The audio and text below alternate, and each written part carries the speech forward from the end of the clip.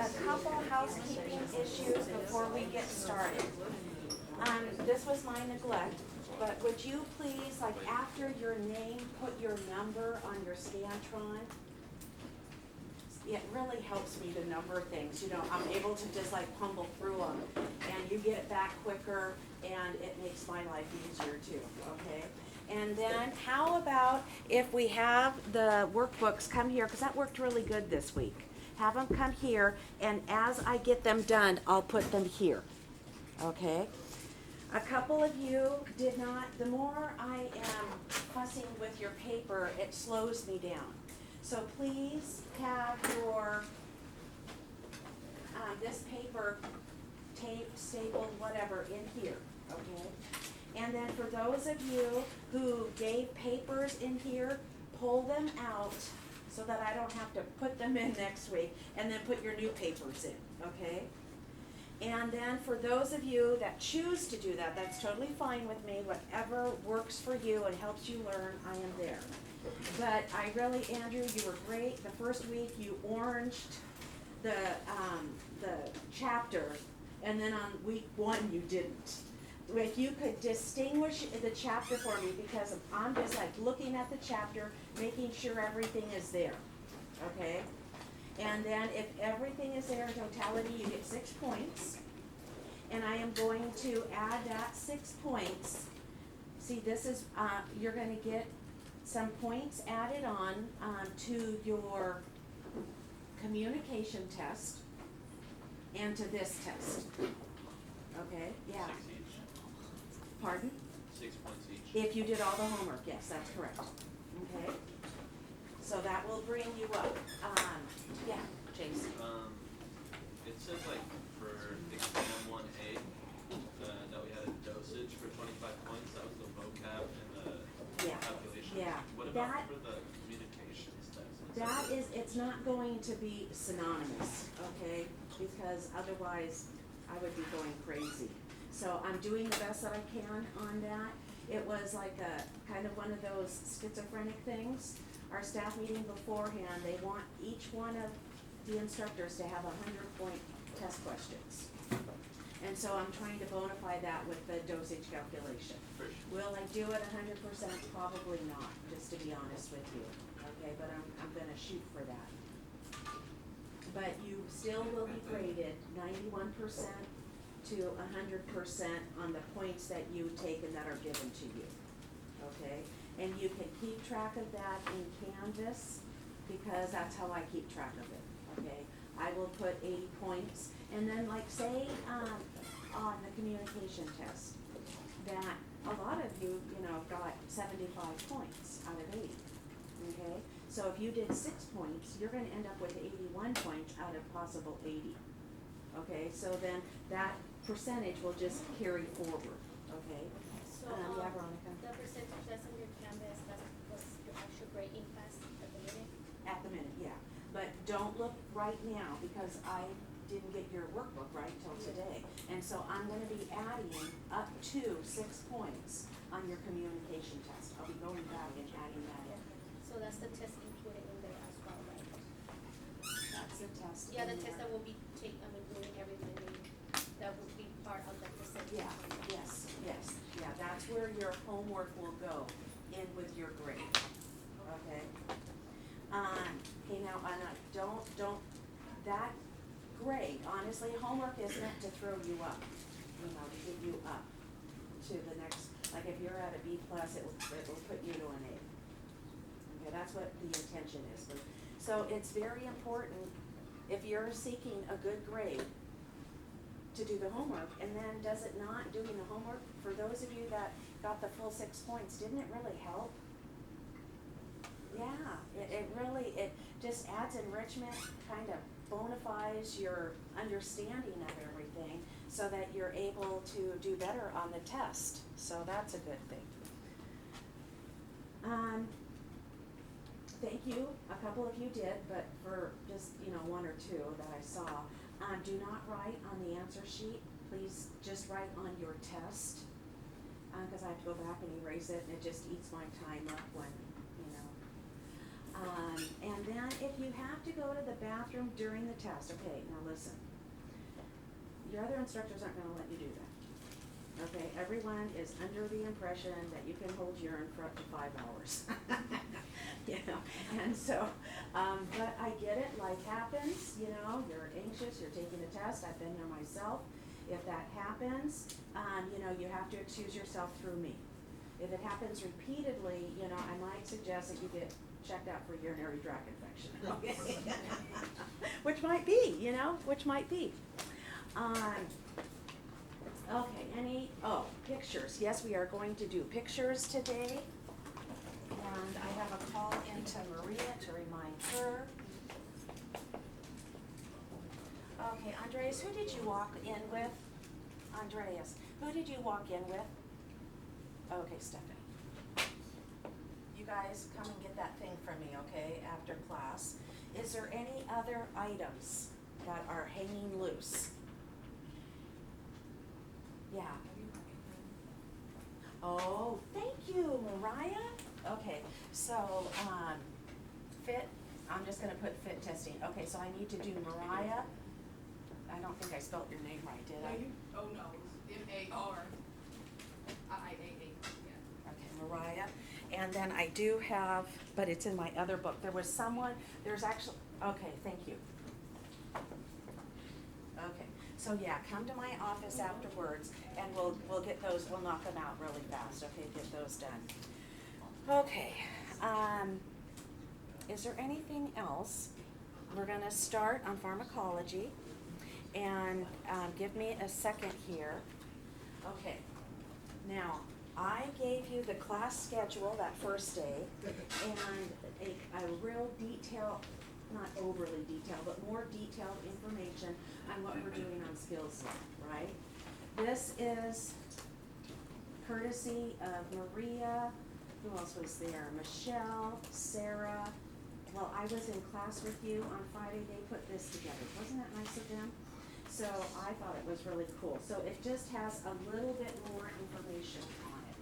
Okay, having said that, on the 23rd, when part of you, we're gonna be going and having your ACTM, your active training crisis management. It has changed in here. Okay, that is not us being schizophrenic. It is, where do we go for that? I can't even keep track of it. It is the institution stating that they could not, have it tomorrow. Okay, so then it got changed. So look in here. Hey, you guys. I just wanted to say something. Hey guys, sorry, them stairs are killer. You look good, David. What's their class size? Are they 40? We have 38. So hi guys, good morning. How do you guys feel after your first exam? You feel okay? Yeah. Get ready, because every Monday's gonna be like that for a whole nother year. What's it called? So we have the welcome breakfast with you guys next week. We were thinking, bless you. We were thinking if you guys could all write on a piece of paper, like, questions you would want us to answer, or like tips or like advice you would want us to give. Because at the breakfast, we'll put it in a hat, we'll pass the mic to us seniors, and we'll all pull it out and answer it. Because you know, sometimes people get nervous to ask questions and stuff like that. It'll be better like that to keep it anonymous. Okay. So if you guys could just do it Go today, ahead and and then we'll pull come out a back in piece a of bit. paper right now, if you would. And then as you guys go out, you know, how should I study? If I'm sick a lot, how do I handle Or like, you know, that? how to manage like work and school, or like kids, or like how did we do it, or just anything like that. Because I know it can be kind of hard and tough your first few months. Yeah, we did it. It wasn't easy. Yeah. Yeah, with kids. Yeah. With kids. I love kids, but yeah, with kids. Okay, go ahead and then, I'll have these in my office at the end of class. Okay. Thank you so much. Alright, thanks guys, we'll see you next That's a week. good suggestion. Yeah, it's gonna be a yummy breakfast. Yeah. Come Thank hungry. you. I'm hungry. Okay, so I am going to pass half of these here, and the other half at the back.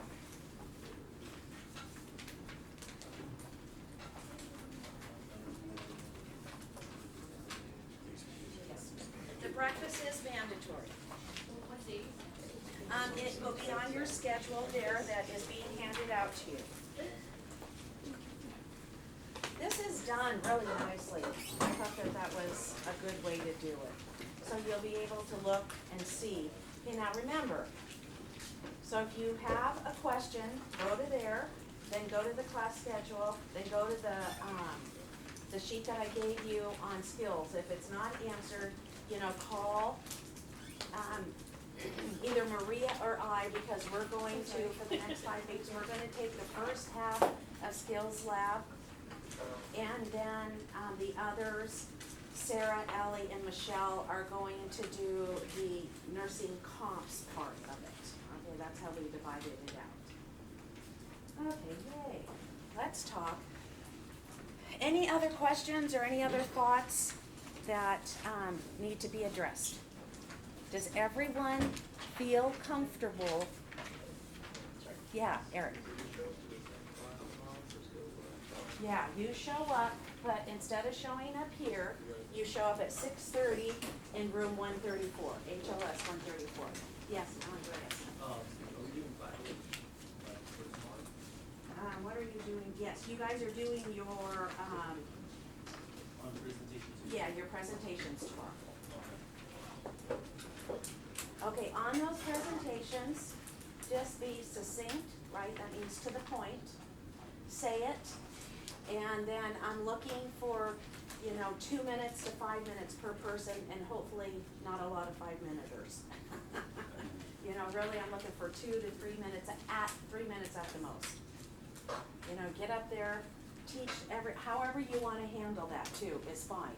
You wanna teach, if you wanna show equipment, if you want to, have a theory behind it, that's totally fine, however you do it. Yeah. Can we go over the vocabulary in the spiral group? Yes, if you want to, do you have your spiral book with you? Okay, we'll do that during the break, Okay. okay? The vocabulary people, if I can use your book, I didn't bring mine. That's okay, at break you can give it to me.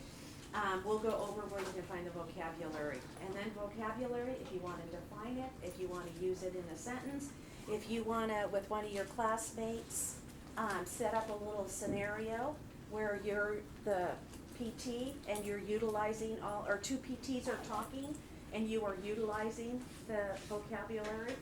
I don't know, I think that would be cool, but it's up to you to be yourself and to be creative, okay? Okay, any other thoughts or anything that needs kind of housekeeping issues? Yes, Chase?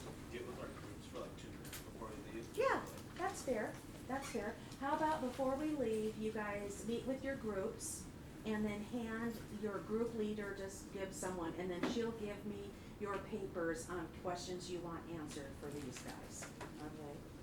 For your upperclassmen.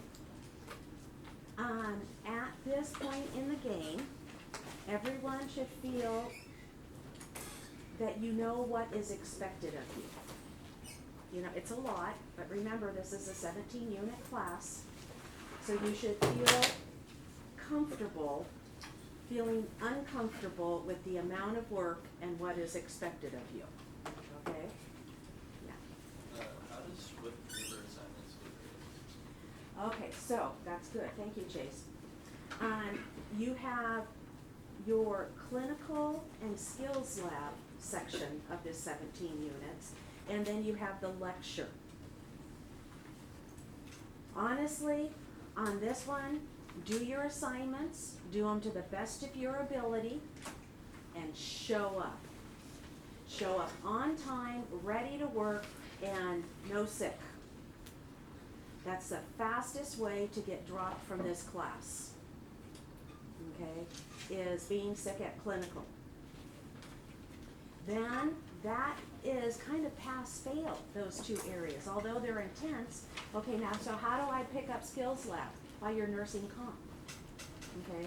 And then you are having, we didn't go over this, but you have to meet 3 student learning objectives. They're in your syllabus, you can read them, the objectives are all laid out. you know, if you're suffering from insomnia and all your homework is done, then read it, okay? Otherwise, it's my responsibility to make sure that you pass it, okay, that we do it. But, though, one of those SLOs has to do with the 2 papers that you will be doing in clinical, okay? And so those have to be done to the best of your ability, they have to make sense, and you're gonna ask your clinical instructor, you know, maybe not with the group, because she's gonna give a hardcore answer with the group, right? That's what instructors typically do. But if you touch base with her, and, you know, it's 1 to 8, I think 1 to 8 is our clinical assignments. You know, what are you really looking for? She might say, you know, I really zero in on your nursing process. Well, then, hand it to her. Or I really zero in on your pathophysiology of your client. Well, then, give it to her. Do you see what I'm saying? Because those papers, in theory, are pass-fail. Do you learn from them? Absolutely. Could it cause you to fail? Absolutely, because, and that's what made me bring up the SLOs. It's one of the SLOs, okay? So, one of the SLOs is that you are competent. How is that graded? By your examinations. One of yours is that you can do dosage calculations. How is that graded? By our dosage calculation tests. And another one is that you can identify, know, and related abnormalities, client abnormalities, and that's through your papers. Is that the exact wording? No, but that's facsimile thereof, okay? Good, thank you, Chase, for asking those, that was cool. So, here we go, you guys ready for this? Pharmacology is like 60% of what you do, okay? 60% of what, I know it sounds horrible, but 60% of what you do is going to be drug related, right? Ology is study of, pharm, P-H-A-R-M, is having to do with drugs. So you have to make sure that the person's body can handle getting the drug. And we've somewhat already talked about that in that we said, typically, what you'll do is you'll come in, and if you're not 10 minutes early to work, you're late. And I'll tell you the reason why is because you want to know what's going on. If, you know, show up at the nurse's station and just kind of hang. If your assignment's there, you know, you can look at your assignment.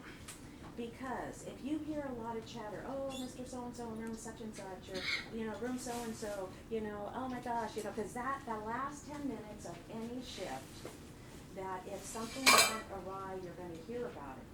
Well, then you want to hear about it, right, and see if it's a part of your assignment. Or you'll just kind of get a feel. Maybe everyone's real sedate in the nursing lounge, and so you can kind of expect to kind of, you know, cruise into it.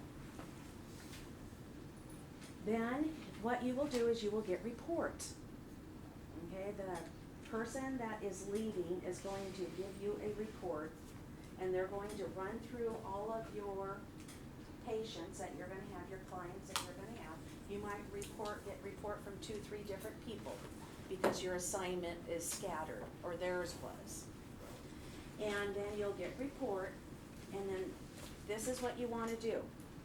At that point, you want to go and visually check on all of your patients, or when you come 10 minutes early and you have your assignment, things are kind of sedate at the station, that's when you want to go check on everyone. You want to make sure that they're breathing and that their color is looking good and that the room, you know, doesn't have any, you know, anything spewed all over it. Okay, you just put your head in and check. And the reason why you're doing that is because you don't want to accept report on someone who's dead. You don't want to accept report on someone whose IV is out. So are you a turkey when you would, no, you just say, you know what, I was in that room and I noticed the IV. Could I ask that you go ahead and call and get it started? Or I went into that room and the patient wasn't arousable. Let's go in there. Maybe he sleeps, you know, in a deep REM. and then you go in there and make sure. Then after you've done that, you've gotten a report, you sit down and you go over, and it's called acknowledgement, okay? So you're acknowledging, you'll have the drug sheet there. It's called usually an MAR, okay? Medication Administration Record, MAR, write that down, MAR.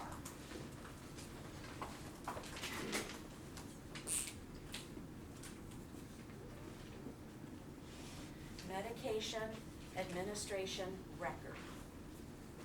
You will get the MAR, and then you will go to the doctor's orders. Okay, you're gonna learn how to do this acknowledgement in 086, okay, so I'm not gonna go into it. But that's when you'll do it. Where I was going, then since you have the chart there, you know, you're sitting at the computer and the e-chart is open, then you'll go to labs. It is your responsibility to know the psych drugs in particular the best. Okay, now, is it reasonable to think that someone goes in for mental health and they don't have another diagnosis, whether it is a psych diagnosis or a medical diagnosis? No. You know, we all have, you know, a lot of you younger folks don't, but anyone that is approaching 30, 35, let me tell you, by a physical exam, they can find something wrong with you. And they do. That's good, right? Because, yeah, you'll have your blood, and that's what you do. So then you have the chart, you look at the lab work, but you look at the lab work related to the drugs. Okay, so I mentioned an ABG the other day.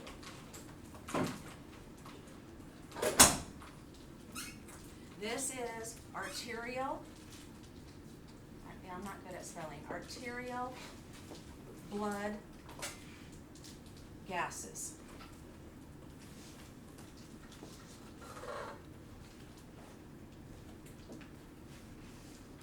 Maybe it's TERIAL, arterial blood gases.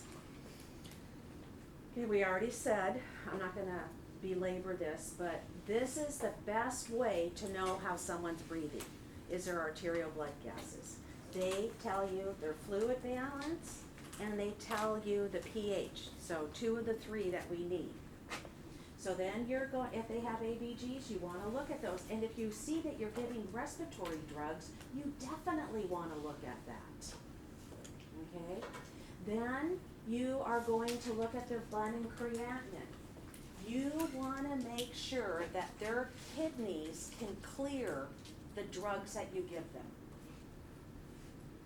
You do not want to take someone into kidney failure, or a stage of kidney failure, okay? Then you are going to look at their chemistry panel, because we've already said, right, that they're electrolytes. So what are the 5 electrolytes that you want to look at in particular? Electrolyte imbalance? Yeah, you're gonna look for an electrolyte imbalance, absolutely. You wanna look at potassium. 3.5 to 5.5. Too low or too high, this person's gonna have a heart attack. You wanna look at their sodium, their chloride, their calcium, and phosphorus. Okay, what is, oh, let me go. Okay, this is where chemistry comes in handy.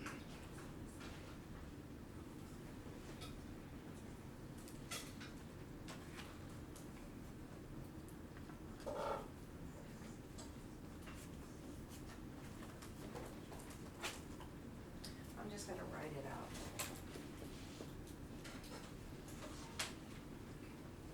Okay, now, I've got 2 things I wanna say. I want you to know, okay, I am 63. I have 1,000 files in my head. Okay, I am standing up here and off the top of my head talking about this stuff. You guys are your age and probably, and, you know, it's just because I'm older, I have more experience. That's the only difference between you and I. But you maybe have 200 files in your head. It takes a lot longer to run through 1,000 files when I am on the flash talking to you. Okay, and it's just not me, it's just the facts of life, okay, on this. So that's why, because you wanna look at those electrolytes and you wanna make sure that they are in sync. Okay, now, like sodium typically is 135. I'm not gonna give that number to you because the lab that your facility subscribes to, the values are based off of their instrumentation. You see this? And so they will have the highs and the lows there. You wanna make sure that when you're doing that chart acknowledgement in the morning, that you are checking and making sure they're in that range.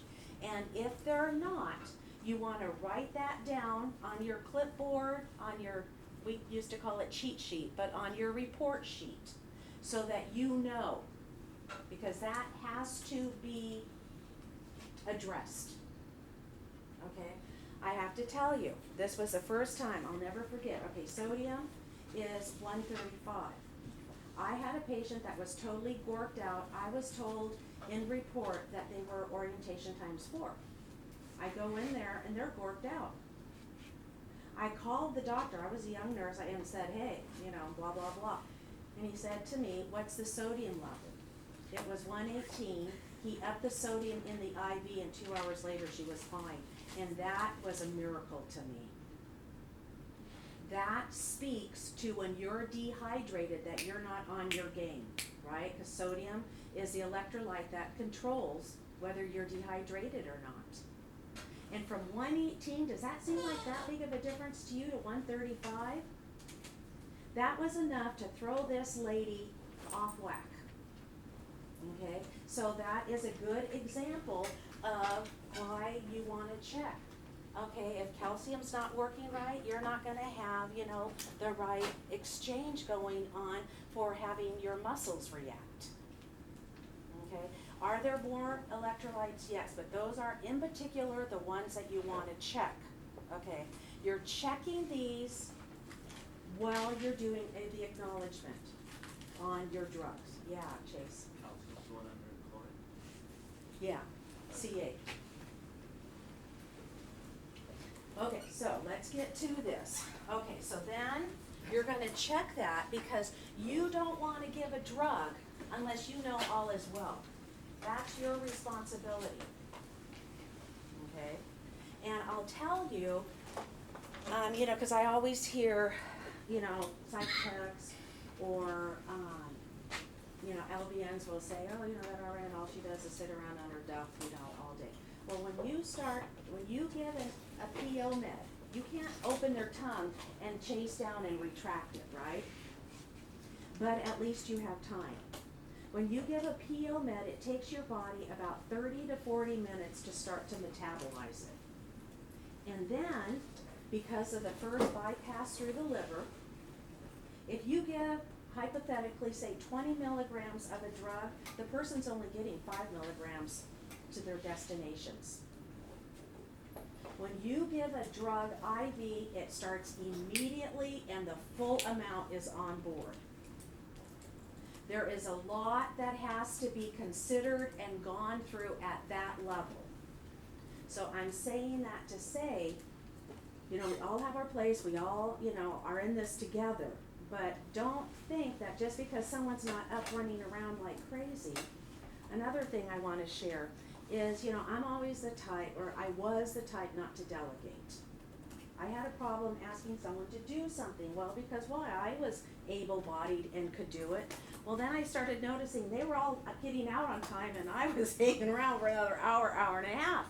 Well, it didn't take me long to figure out that was related to delegation. So when someone asks you to do something in the hierarchy of where you work, you just do it, unless it's illegal. Okay, then you don't do it. Or if they say, here, take this med and go give it, you don't do that either. okay? So, don't touch the IV, I'm gonna say that again right here and now. Okay, so, let's go on.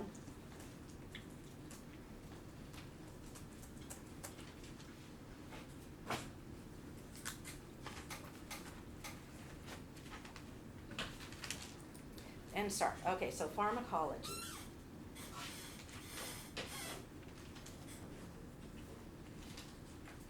Okay, so, drug development, okay, this is another thing I feel compelled to say, this is a Kimism, okay?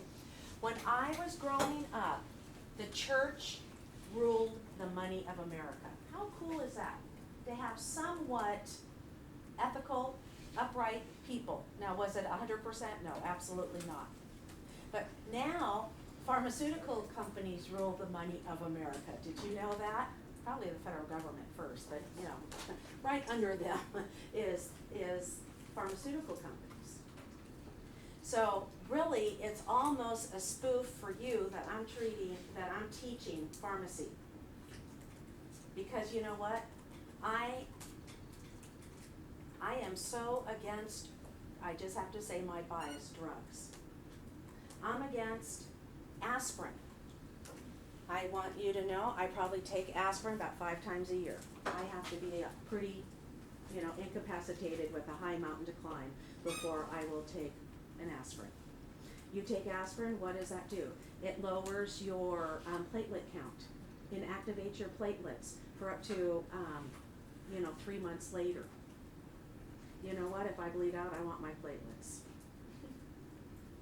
I don't take heartburn.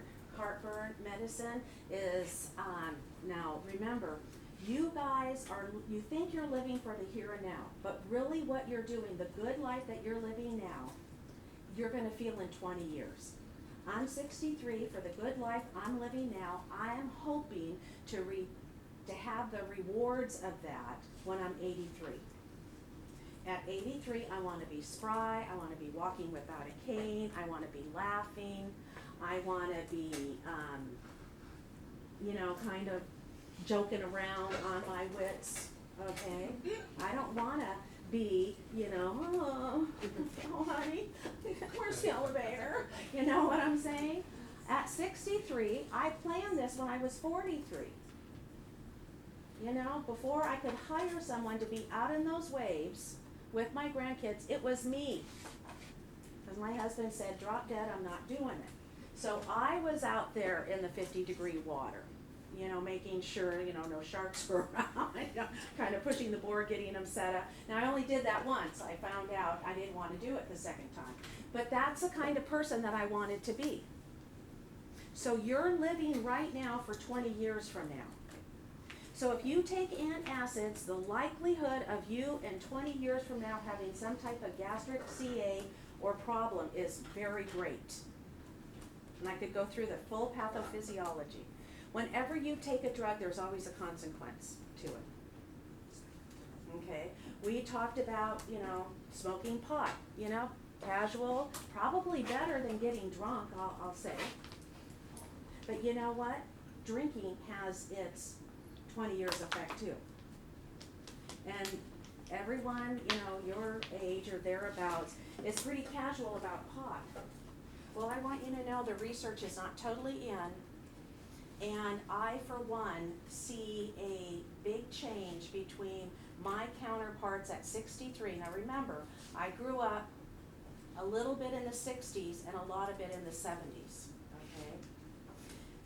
But my counterparts, they don't have it. They keep running into that brick wall. I run into the brick wall maybe twice and I go, okay, joke's on me. And I fix whatever I need to fix so that my life can have more joy. Those guys are still running into the brick wall.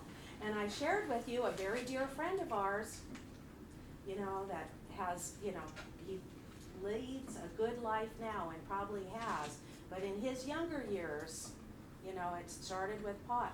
And Wayne and I would talk about it, the guy just runs into that brick wall, runs into that brick wall, runs into that brick wall. And it's like, there must be something missing up there that he hasn't put 2 and 2 together with. So I just want to put that out there. Did it happen when he was a young man? Probably not. Okay, so drug development, that's my bias. I want you to know that, okay? I think it's important that you see someone that even forgets to take a vitamin and doesn't worry about it. Okay? Drugs, they are the money of America. They're pushing this stuff so that they can line their back pockets. Okay? So I'm just gonna say that. Okay, drug development, it's a long process to get through the FDA. So 7 to 12 years. So when they are out, they're minus money that they wanna make up, okay? Manufacturers test a promising drug on cells, then on animals, and lastly, the approval of FDA on humans. So this is why you guys have to report anything to the pharmacy, and they will have forms for this, and they're gonna go over this in your orientation. It is imperative that you fill out that form, because all of that information goes to the FDA. You know, isn't it funny on their commercials, oh, take this drug and blah, you know, wow. Oh, and then it could cause death, you know, hard hearing, loss of hearing, and blah, blah, blah, they talk it really fast and it's almost as long as the commercial. The small writing on the bottom. Yeah, But all we of, don't see that because we're so focused on the big picture. right, good, there, I agree with that. You're so focused on the big picture as we all are. Incidentally, I'm reading the best book right now, oh my gosh. It breaks down, it's on anthropology, and some cultures are on the big picture, and some cultures are on the small picture, on the parts of the picture, and it really breaks it down, and I'm not kidding you, it's so interesting. And, you know, so some people are on parts, you know, this part, and that's all they see, the beginning to the end, that's it. Some people are more conceptual and they have the big picture. And then so they can break it down, and it's really cool. I could talk on that, because I just found that very fascinating. But anyways, back to this. So every time that one of those forms gets filled out, the FDA will trend it. And that's where that verbiage comes from on the commercial. Okay, because someone had a problem. Okay, the 3 phases, last an average of 5 years, okay. And then incidentally, drugs are not approved typically for children or the fetus. Why? Because they can't sign a contract. Okay, so, and you have to, in order to be a part of this testing, initially you have to sign that you'll be a part of the test, that there's no coercion, and that anytime that you want to drop out of the test that you can. Okay, and there's not supposed to be a benefit for you. So if they offer you a free t-shirt or money, be skeptical, okay? Be skeptical. And also remember that once that drug's in you, it's very hard to get it out. Okay, so surveillance is continued, we just talked about that. Adverse drug reaction, ADRs is what they're gonna call them. Typically, ADRs. Adverse drug reactions is the form that you'll fill out by pharmacy. Okay, Vioxx is suspected of killing 55,000 people. Okay, so I mean, this is like a big deal, you giving drugs, right? Okay. Okay, so drug names, okay, if they don't make it, there's a chemical name for a drug, there's a generic name for a drug, there's the official name, and then there's a trade or brand name. Okay, so one drug can have 4 different names, depending on what profession you're in that is utilizing what information you need about that drug, okay? So typically, we deal in the generic and trade names of drugs. So even so, that's still 2 names per drugs. Okay, now let me say this. When you get your job, what you wanna do is write down the drugs that you are giving frequently. And this should happen like your first week on the job. So carry a little spiral with you and write the drug. go home, cause you're an andrological learner, right? You take accountability for your deficits. You're gonna take that drug, and you're gonna go home and you're gonna get your drug book out and study that drug. And if you need to make a little 3x5 card, do it. So that you really get good at giving drugs, because it's 60% of your job, right? That's a lot. You wanna be good at your job, so you need to, you know, this is like low hanging fruit, a way to get good at your job. Okay, now, we in this class are going to go over the drug categories, okay? We're not gonna spend a lot of time on one individual drug. We're gonna go over respiratory drugs, we're gonna go over neuro drugs, we're gonna go over GI drugs, we're gonna go over GU drugs, okay, urinary drugs. We're gonna go over in classifications, you know, blood drugs, hematology drugs, okay, in classifications. And because when a drug has a certain mode of operation, it works a certain way within your body, well, you can pretty much follow through with what the side effects are going to be, what the benefits are going to be, okay? So we're gonna go over these classifications in this class. That's a large part of what this class is, along with a lot of other stuff. We're going to be going what I call from the womb just before the tomb. In 085, which you'll be taking during the summer, is where you go into death and dying, okay? But we're gonna start literally that baby in the womb and to a fetus, to a small child, and all the way up. Okay, so in an institution, the RN or PT administers the drug and monitors the effect. Okay, so where do you monitor the effect? You are going to monitor the effect in your nurse's notes. Okay, so another classification of drugs we're gonna go over is narcotics. It's the best one to show for this example. When you give a narcotic, we've already talked about you take it seriously. 10% of all of us will divert drugs, okay? That is the demographics of it. So it's gonna stand true over time within this class, okay? So when you give a narcotic, you are always going to ask, where is your pain? What intensity is your pain? And you're gonna chart that.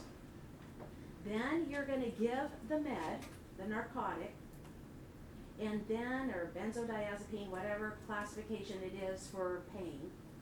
Then you are going to come back, and I just told you that it takes about, 30 to 40 minutes, if you take something PO, for the bloodstream to start to bring its level up. So then you're gonna come back to that person 30, 40 minutes later, and you're gonna say, well, how is that pain, in your, right hip? Sorry. And they're gonna say, oh my gosh, it's so much better. Well, how would you rate that? Well, you rated it at its intensity of pain, and you put patient states, pain to right hip, 6 out of 10. Demerol, 100 milligrams, IM given. Then 40 minutes later, patient states, pain has subsided, 2 out of 10. Okay, it's that concise, that short. We talk in phrases when we chart. And you are going, but you have to come back with narcotics. Say you're giving an antihypertensive, we've talked about this. You want to come back into the chart and state that it worked. Okay, so you are signaling to the reader, and now remember, everyone will read your charting if something goes awry. You are signaling to the reader, I know what this is for. I am a upright psych tech. I know that sounds corny, but that's what you want to portray. When I'm in a hospital, I'm a lot different than I'm with you. Not a lot different. I mean, basically I'm the same person, but I'm different in a hospital. I don't joke around. I know you think that I don't joke around, but actually I say real dry jokes and most of you don't get it. But anyways, in a hospital, in my work environment, when I was young though, I remember joking around about drugs. Oh, I feel like a drug dealer, what are we pushing today? I would say. And then I realized, man, cut that off, don't wanna act, casual when I'm doing this. Okay, but where I'm going with this is when you are giving drugs, you wanna signal to the reader that you are competent, that you know what you're doing. And the reason why, and if you don't, I'm telling you, there's gonna be consequences for that in your career at some point. Maybe minimal, but maybe horrendous. You always want to put, that AA, fake it till you make it, that's kind of what we do. We know what that professional acts like and how they handle themselves. And sometimes, we don't feel like we're that professional yet. But what you do is you fake it until you make it. As we get you through school, you're gonna learn more, you're gonna feel more, typically it took me, now I'm slow, I want you to know. I know you don't think, oh, how could a teacher be slow, but it's true. I am not the sharpest one in the pencil box or crayon box, however you wanna put it. I'm not. But I've always been very responsible. Accountability is not, too much of a leap from being responsible. And I'm just tenacious. I'm just a go-getter. I don't mean to be big-headed about that, but something that I don't understand, I just fill in the gap, and it's okay not to know it, but it's not okay the next day not to know it. You've got to come up to the, where you need, and that's, so where I'm going. It took me about, honestly, 18 months after I got my RN to feel like, I can do this. 18 months, that's a long time. Like I told you, when that guy had that pulmonary embolism, I was freaked out beyond belief, and all I could think was code blue. And this is another thing I want you to know. I feel very comfortable in a hospital. You know why? Not because I'm some great person, no. Because I know there's always someone smarter than me in a hospital. And I gotta tell you, I hate being the smartest one in a room because I'm like, oh no, makes me feel very responsible. Okay, so in an institution, the RN or PT administers the drug, monitors the effects. Okay, so, and adverse and therapeutic effects. So that's why I got into that charting lingo. Yeah, Chase. You said that you monitored the nursing notes? I'm sorry? The nursing notes were you monitoring? I'm sorry, I know I'm hard of hearing. I'm too vain to get Where it. do you monitor the effects again? Oh, yes, and then, your notes, the nursing notes, the PT notes, absolutely. And then don't forget too that you can read the doctor's notes too, what they're thinking in their notes.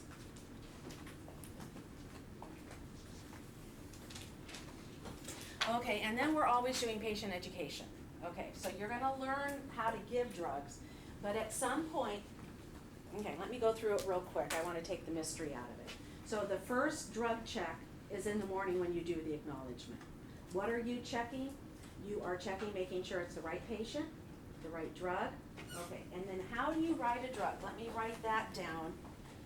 We're gonna get to it, but it's very appropriate for this conversation. I've already mentioned Demerol, so I'll spell it out. Demerol, 100 milligrams. I am every, E-V-E-R-Y, thank you, every 8 hours, PRN, pain, 8 to 10. That will be the order. Okay, and it's always in this order. Write this down. You need to know this. You put the drug first. Okay, always, always, always. The drug first, the dosage second, the route, the frequency, and why you're giving it. Okay, is this 100% carried out? It is for narcotics and it is for psychiatric drugs. But typically, the why you're giving it for like a med surge floor patient, you wouldn't. Yeah. Could you repeat it? I got first drug, second dosage. Yeah, so here's the drug, Demerol. Okay. Here's the dosage. Then this is the route. ROUTE, the route.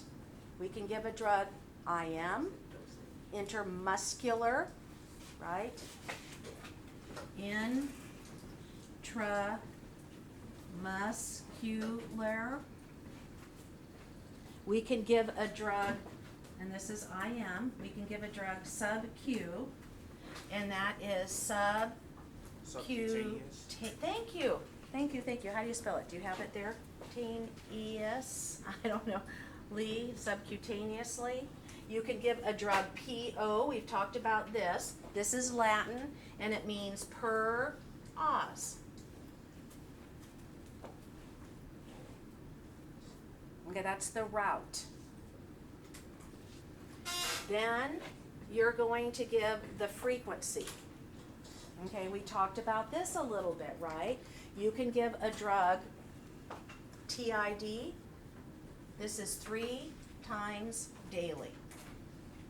You could give it BID. This is 2 times daily. You can just give a drug daily. You can give a drug QID, and that's 4 times daily.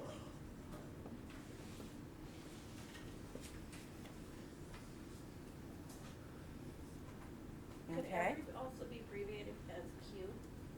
QID, yeah. Q. Yeah, it will be QID. Then, that is on the clock. But then you can also do drugs, we talked about this, every 8 hours, every 6 hours. With those drugs, they're trying to keep the blood level. The blood level, okay, let me finish. I want to get back to blood level. This is for me, so I don't forget. Okay, then, so that's what every 8, PRN, and we talked about this in class. You guys already knew it, as necessary, whenever is needed. Okay, so if a patient asks you, say that you gave this drug at 8 o'clock in the morning, and at 2 o'clock, they asked for another one. Could you give that drug again? No. The next time that you could give this drug would be 1600. What you could give is that if there's something else for pain, maybe that's PO, maybe a Percocet or a Vicodin or something along those lines. Percocet is also a narcotic. Percocet, Vicodin. Okay. And those drugs are by mouth, and then you could give that drug in between. Okay, now you were going to learn in this class that when you give narcotics, you decrease the respiratory rate. Yeah. So say we get to 1600 and the patient hasn't asked for it, do we go in and offer it, or we just wait till they ask? Yeah, if it's a PRN, it's as they need it, so they have to request it. Okay? If it said every 8 hours and not that PRN, yes, then we would every 8 hours give it. Typically, what they do for situations like that is that they will have a PCA pump. Oh, yay! Utilize this. PCA, patient controlled analgesia. Analgesia, I think that's how you pronounce it, okay? This is a pump that you will see, and it's usually filled with morphine, although it can have Demerol, and the patient can push the button. And if they push the button and if they've requested it too early, the parameters are set differently, then they won't get it. But if they push it and they're within the confines of the parameters, then they can get it. You never push that button for them. And you make sure their family does it.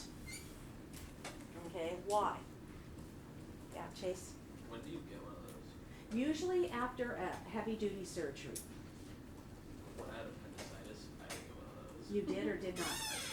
But I wanted the morphine a lot. Okay, we'll get to that. Okay, hold that thought. I wanna address that. I've got too many thoughts in my head.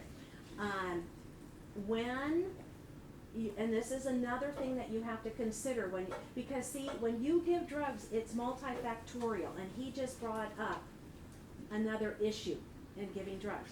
Chase said, yeah, I wanted the morphine, I had appendicitis, they cut me open, they took this out, didn't feel so hot, every time I moved, I could feel it twinge, and it was miserable.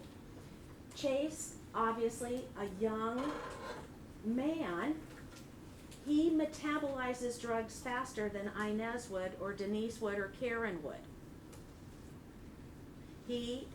So because he metabolizes them faster, so then another thing you have to look at when you give drugs is the body type. How did they respond before the last time they were given this drug? See, like if he was my patient, and if it was morphine every 8 hours, I would keep a really close eye on him. After surgery, you never again have as great of a risk getting pneumonia. Okay, because when you have pain, now this is coming from someone who is anti-drugs, okay? But there's a place and time for everything, okay? And you as a professional have to figure that out. If Chase is my patient, I am going to be on him as far as pain management. I don't want him to have any pain, because when you have pain, and clearly when someone cuts into you, you're going to have pain, right? But what happens is that you start to breathe shallow. He should be breathing like this. Well, when he's having pain, he's breathing like this. That totally predisposes him to pneumonia. And so I don't want Chase to have to recover from surgery and pneumonia. So I'm going to be in there medicating him, making sure that he's pain-free. I'm not going to say, oh, you can ask for morphine. But I'm going to say, every time I walk by the room or thereabouts, Chase, how are you feeling? Is that still holding you for pain? Chase, don't forget to use your incentive spirometer. We're going to talk about that. But that's going to force him to breathe deep. Bugs love dark, moist, goopy places. Okay? So they're going to love his lungs. And if he's breathing like this, when we breathe deep, what are we doing? We're expanding that alveoli and pushing the fluid out so that the bugs don't come in. Once they're in the alveoli, boy, you've got pneumonia. And another thing I'm going to do with Chase is I'm going to say, no, Chase, we got to get up. He's going to go, leave me alone. Didn't I tell you that I'm in pain? I'm going to say, okay, let me medicate you, and I'm going to be back in 15 minutes, and we're going to get you up. If I come back in 15 minutes and he gives me his ration again, I'm going to say, Chase, I want you to know the reason why I'm doing this, and I'm going to tell him about pneumonia. And I'm going to say, as painful as it is right now, it's going to be 10 times more painful when you have pneumonia. And you've got to get up and you've got to move. You've got to move so that your lungs expand. You guys know, right, that here is, I'm just going to draw a thigh. Here's your thigh, here's your knee, right, goes down to your foot. When these muscles push up against the veins that are going to the inferior vena cava of your heart, right? It's through, because veins have these little, so the blood comes up, it has to go through this little, and this will open up, it will allow the blood, and then it closes, and then the blood's, it's like a little elevator. Then the blood stays there, and then it goes up to the next area, and then the next area. This, in part, not in totality, but in large part, works off of you walking. Okay, right now, I'm pushing, I'm getting a greater return. I'm gonna get more oxygenation. You guys are probably gonna go, slow down. That was a joke. But anyway, so in part, that's what happens. So then I'm gonna really know that I'm gonna try, but I have to manage his pain. Otherwise, he's gonna sit there and start to breathe shallow so he doesn't feel the pain and he's not gonna move in bed. Okay, another thing, is this wild? Science says, if you lay flat in bed for 7 days, you've aged your body 7 years. It's very hard on Art now. Look at him. So he had to be flat for pre-op. He was flat during surgery. He was flat during recovery. Okay, he's got about maybe 16 hours laying flat. Then he comes, and the last thing he wants to do is move because of the pain. And now, so then he's gonna say, get, the heck out of here. I'm gonna say, okay, Chase, let's give you something for pain. And then, but do you want me back in 10 minutes or 20 minutes? You always try to give a choice to whoever you're working with. When we feel, and this is all of us, when all of us feel like we have options, we feel more, oh. But boy, if you start to corner us, any one of us, we're gonna fight back. Okay? Then the last thing I want is Chase to get upset with me while I'm trying to help him. Who would do that? You know what I'm saying? So I need to work with Chase and get him so that we're going the same direction, but he gets to be the ruler of his body, the captain of his ship. And then I am there to support him. That is why if a patient says no, the answer is no. Do you just kind of kowtow to that? No, you don't. At that moment, you might. But then you want to come back and say, listen, okay, for psych drugs, those psych drugs take 28 days to get the blood level up, okay? Well, you want to make sure that that person, even though they're feeling well, continues on those drugs. Why? Because if their blood level dips down, they're going to be at risk for having, whether it's a seizure, whether it's an attack, an episode. Do you guys need a break? Okay, come back. What time is it? 11:03. Come back at 11:15, okay?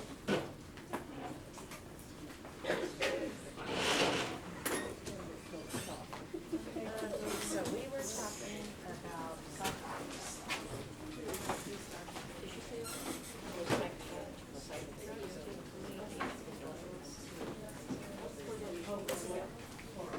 Oh, this is fantastic. This is so deep. Yeah, and it is so deep. And say that a drug works therapeutically within this range. Okay, so anything above that would be toxic. In other words, you're going to bring poison onto the person. Anything below that, it doesn't work. I'll just put no works.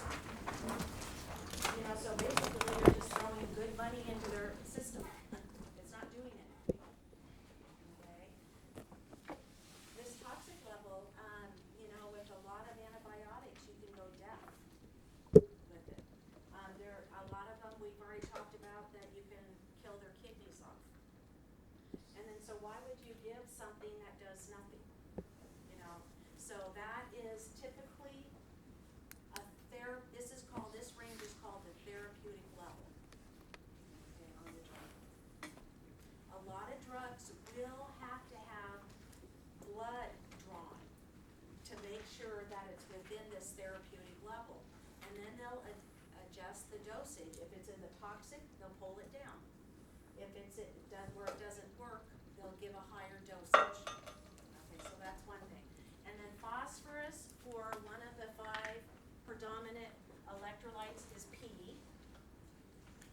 And then I wanted to talk to you about, I started this morning and, I didn't finish this thought, so I wanna bring it to closure. You'll get there 10 minutes early, you'll take report. After report, you will sit down and you will acknowledge your drugs. You will look at the labs. Maybe something was said in report that they've been running a temperature. You might wanna look at the vital sign flow sheet. Okay, so that's when you're gonna look at it. Then you are going to sit down and there are, write this down, 3 checks. The first check is the acknowledgement. And what do? You do the patient 5 rights. That's why I did this right here. This was to remind my little brain of things that are flying around out there. What are the 5 rights? Okay, write this down. Right patient. Okay, and that's what started this conversation. Right drug. Right dosage. Right route. Right time. Okay, now, I learned it as a 5 rights. They might throw another one in there for you, okay? So then you're gonna run through that. You're gonna literally have the MAR in your hand, the medication administration record. You're gonna have the doctor's order there. And now, it's not like just going like this, because the doctor's gonna write imaging, it's gonna write other orders. You've gotta find that order.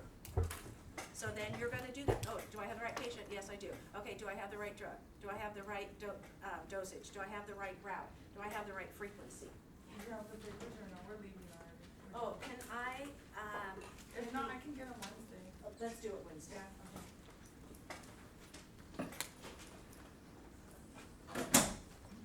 Okay, then that is your first check. Then you are going to go to the dispensing, the drug dispensing.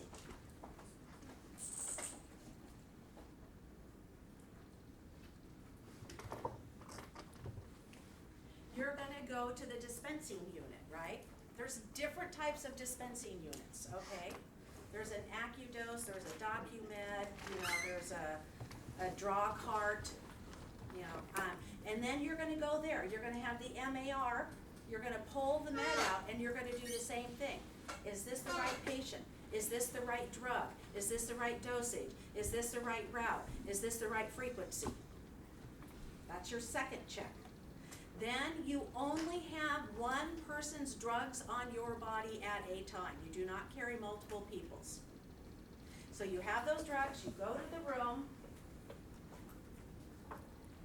you take that drug that you got out of the dispensing unit and you take that drug now, not the MAR, but that drug. And you say, is this the right patient? Is this the right, and you go through the 5 rights again. Okay, so those are 3 checks, and in between the 3 checks you have your 5 rights. And the 5 rights are the same. Okay, just a second. Yes, Benny? What was the 3rd check? You said the... Okay, so the first one is the acknowledgement, it's the MAR to the doctor's order. The second one is the MAR to what pharmacy has. And then you pull the drug there. And then the 3rd check is the drug to the MAR.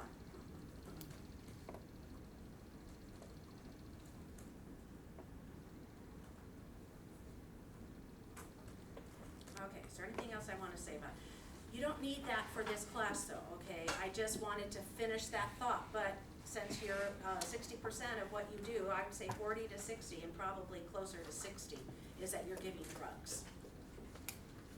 Okay, so then the next thing I wanted to say is, on our next break, remind me to do this. I talked about the 5 rights, okay. I talked about the blood level, I talked about drug levels having, you know, that it's typically 28 days, it can be up to 28 days, the newer drugs are gonna be shorter. I wanna talk about, and this is, okay, so you got into this program, this is just a little caveat, okay? I want you to know, okay, my mom, my mom's 93, okay? Still cleans her own house, makes her own food, does, you know, pays her own bills, does everything. My mom is 93. My mom has, okay, my mom has her ADN degree. As I went up with my education, my mom loves me. My mom's a godly woman, okay? Best, you know, I mean, yeah, I have, you know, daughters and mothers, you know how we are, you know what I'm saying? But my mom, if you were to meet my mom, you'd go, wow, she's really cool. She's very accomplished. You know, she looks fairly good. You know, she's kept herself pretty, you know, she does walk with a cane at 93. She's kind of getting, where the eyelid droops a little bit. But other than that, I want you to know that as I started to go on in my education, this woman who I'm describing, which that is all true, started to sabotage my education. Okay? I want you to know that. Then it was really weird. And it's so cool how, you know, sometimes the sun, moon, and stars line up and things are very, they were just meant to be. So I'm at Loma Linda, one of my instructors said, Kim, you really like to read and blah, blah, blah. And I'm like, oh yeah, I'll do that for you. And what she said, she goes, I need someone to read articles. This is my research, what I'm researching. And I need you to read these articles and just draw my attention to 1 or 2 paragraphs, maybe a page or an article. And what she was studying, and now she's a PhD, right? She's a gatekeeper. And what she was studying is how the family comes together to choose what nursing home to put mom and dad into. And so she was having me read articles on, this is the relationship through, and this is all through rigorous scholarly literature, okay? This is my synopsis. I worked for her for about 6 months, probably read, you know, I don't know how many, you know, 300, 500 articles, okay? What happens, and sorry guys, I was more interested in the girls, but I could tell you about the guys too. But what happens is, so the end goal is someone's gotta make these decisions for mom and dad, where they're gonna live, what they're gonna do, blah, blah, blah. Okay, now this is one thing I like about Caucasian families, but there's other things that I like about other cultures. But one thing about Caucasian families is that they generally put their loved ones, okay, now hear me out because I'm speaking from different angles here. They generally put their loved ones into a home. Does that mean that the home is bad? No. Does that mean that they go through criteria? Yes. Okay, and this was what she was doing. Some cultures will have the parent live with them. Okay, now, why is that typically the case? Because mom doesn't have money. And so it is financially, you can't afford, the family can't afford, you know, $5,000, $6,000 a month for mom. And so mom comes and didn't do the planning, the retirement planning herself. So mom's gonna come and live with, you know, the oldest sibling. Sometimes that's the case, sometimes that's not, okay? But this is where I'm going, and I wanna get back to the stress of. So what happens with women typically is that the daughter is in high school, tension mounts, right? This woman, a high school, she's thinking, you know what, shake mom and dad, I want a man, you know, I wanna get out there, I wanna have life, and mom is pulling, no, honey, I don't want you to have the dangers of life. Then she gets married, typically in most cultures, not all of them, she then goes off with her husband, right? And then she forms her own family. Well, she still has those contentious feelings that she had in high school for mom. Okay, now this is science, this is not me talking, okay? Then what happens is she goes and she gets pregnant and she's like, where's my mom? That's when they reunite. Because a woman wants to have family around when she has her family, because that, she's scared and nervous, and that's who she trusts, okay?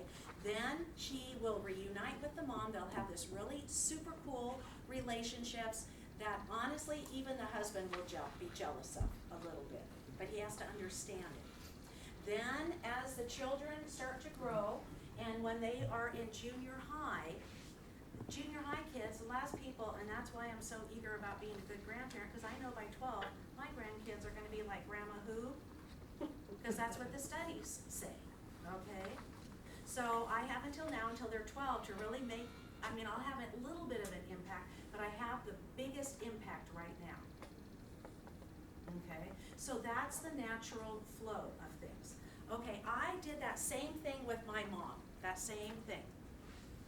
And then through reading, what happens is that the mom, I told you that when she gets pregnant and has that first kid, up until the time that kid's about 13 years old, that mom, they're together, they're tight. Unless the daughter supersedes her in education. So wasn't it divine? It was providential. That here I am beginning to take off. My mom is kind of biting at my heels. I see it, I'm like, what's going on? Am I not a good daughter? Am I, you know, and I started examining myself, because that's how I am. And then I'm reading this in literature and I'm like, thank you. And I understood it, and I could gently excuse my mom for doing that. Do you see where I'm going? So why am I saying this to you? Your friends are jealous that you're in here. It's really cool that you called, O'Neill, by the way. But your friends are jealous that you're in here. Why? Because like that mom and daughter thing, they see you taking off. And it's scary for them. I realized as I was going through this, I can't talk to my mom about academia. I can't talk to my mom about my goals and aspirations. Why? Because I was fueling the jealousy, the sabotaging. And so I just stopped. And I want you to know, my husband could care less about academia. You know, he could honestly, you know, give him a magneto, give him a carburetor, you know what I'm saying? So I can't talk to my husband. I don't, you know, I talk individually at times about certain ones of you, I will. You know, like, how can I reach this person? You know, Wayne, what are your thoughts about this? You know, I might do that. But as far as like what I'm teaching, he doesn't know. I'm sure he doesn't even care the difference between, you know, a psychiatric technician and ours and you know, LVN. He doesn't know, he could care less. So I don't talk to him about that. And like Andre, what you'll have to worry about is jealousy between the two of you. We'll talk about that maybe later. But where I'm going with this conversation is that, so your friends now, as you start to launch off, you're making them feel uncomfortable because they're in the status quo and you're leaving the status quo. Do you see what I'm talking about? And then to make matters worse, they're gonna try to pull you back. So you too can't talk to them about what you're doing here, you're fueling it. How's school? Oh, fine. Yeah, demanding, but good. Yeah, Chase. Why is it that way? Why? Because people don't wanna see generally other people succeed more than them. Jealousy and competition is a part of who we are as far as being human. And we have to learn to manage that. And most people manage it at a gut level and not a critical thinking level. Is there a reason why, like, is it worse with, like, mothers and daughters, or, like, okay. I think just because it waxes and wanes so much, you know, young men, it gets so interesting when you get in. Men learn their masculinity actually from their mother. And women learn their femininity actually from their father, but that's a whole different subject that ties into that, okay? So this one I brought up because, okay, Amazon, say you have a friend working at Amazon. I can tell you in 5 years, their bodies are gonna be kaput. And you're gonna have stay power. Okay? I think I shared this with you. My brother started nursing school with me. I don't think I shared it. My brother has like a major drug alcohol problem, bless his heart. Major, not minor, major. Has struggled, you know, he said the first time he found a bomb and the first inhale, he said he was totally 100% addicted. And, but anyways, my brother couldn't handle being around the narcotics and dropped out. I didn't even know it at the time, you know, but, you know, I see it very clearly now. My brother has said to me, like when he is in his right mind and clean and, you know, trying, because he goes off the wagon multiple times. But anyways, he has said, gosh, I wish I would have finished nursing school with you. You know, your life has been so even-keeled, you know, you always are, you know, blah, blah, blah. And, you know, and he's comparing that against himself, which it's been very erratic. You know, but I'm just like you. I really want you to hear me say that, because it's true. The only thing I have over you is my age, and with my age, I have experience because I've applied myself the same way that you guys are going to do it. We are developing you into scholars. No one tells you that, but it's true. Okay, so don't go to your friends outside of this program and say, oh my gosh, I have all this homework. They're gonna say, oh, quit that shit. You know, what are you, an idiot? Who in their right mind does that? Don't go to them. Don't tell them about it. Not that you wanna be secret, but they can't relate to you.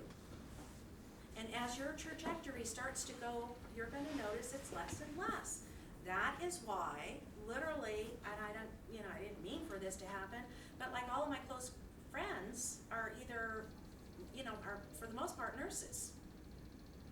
Because I can talk to them about all of this and they get it. Okay, and you're gonna be the same way. Okay. So, we're all caught up. I don't think I have any fragments out there. You tell me though, do I have any fragments out there? You can tell that I'm a very fragmented person. I'm really not, I just appear to be. Because so much is going on. Okay, so let's. What was the name of the book you were reading about the mom and the daughter? It was an article, Oh, okay. you know, just in literature. You can look them up though. And I honestly don't remember the article, I just remember the gist of what I was reading. And out of that springs, and the ending of her study was typically what happens is who decides where a mom's gonna go. Typically first moms have to have the money, right? Yeah. Can it be too, like say for example, let me put myself as an Okay. example. Okay, I get along with my mom, but like you said, when the first child is born. Yes, Skin because tight. me and my mom were just, don't look at me, you know. Okay, so now she's validating. I will argue with my mom all the time. Okay, So the study is aggregated with a lot of samples in it, okay? A study is only as strong as the size of the study. And then, once people start repeating it, then they'll start to aggregate it, but that's a whole nother, go ahead. Yeah, so we came really close. Something, I mean, I got to know her, she got to know me. And obviously, yes, you need your mom when you have your first child. My second and third one came. So anyways, to make it short, does a mom feel, that you're basically leaving her behind when you're, like me, I'm going to school now? I mean, she's supporting and everything, you know, but does she feel that, oh my God, she's going to school, she's gonna do something, and she's gonna forget about me, what's gonna happen to me? Is that how they feel? That's exactly how they feel, but they probably can't verbalize what you just did. Yeah, cause I tell them, I'm not just doing it for me, I'm doing it for you, for both of you and your kids. So I could have enough money to take care of you guys in our future. I mean, that's how, And that's happening. And that is very culturally based for you, yes. okay? And, I think that's beautiful, I really honestly do. But I want you to know that that friction is going to intensify, and your mother won't be able to verbalize, cause that's critical thinking that at some point she's not gonna be capable of. Okay, and so then she's gonna tear at you, and you are a very sensitive person. I saw it when you guys were taking your test. You're very sensitive, very kind and gentle.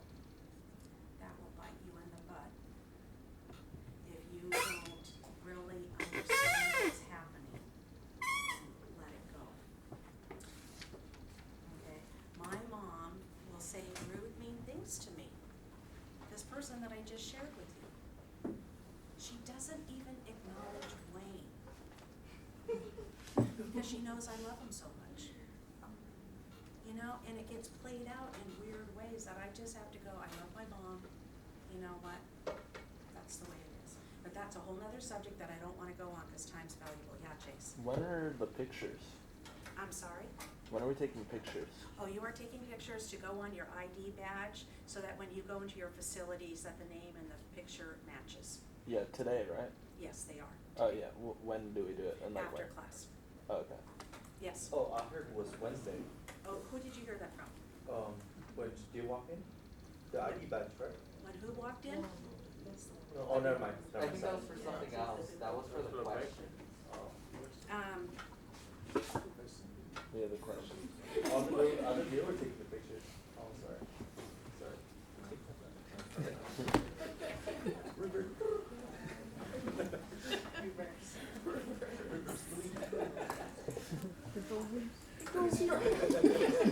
So Maria is reading them today, it appears. But I'm gonna, So do we go to like the office or like down there? you know what, let's get through this and let me call her and we'll start taking pictures now. Okay. Are you worried about time, is that it, Chase? No, I'm not ready. Okay, well then we'll have this first.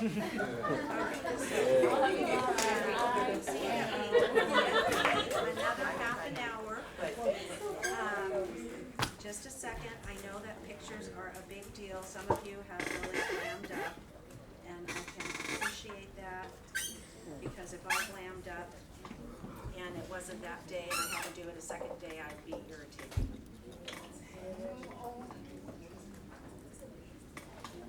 This is Karen out in front of class, but you're not on speaker right now. Are you doing pictures today? Okay, you know what, walk over in a half an hour and then we'll start taking them, and we're gonna start with Aaron first. Yeah, that's all that key. Okay. Thank you, bye-bye. What? Okay, so any other questions or any other thoughts? Okay, let's get going on this. Okay, prescription drugs.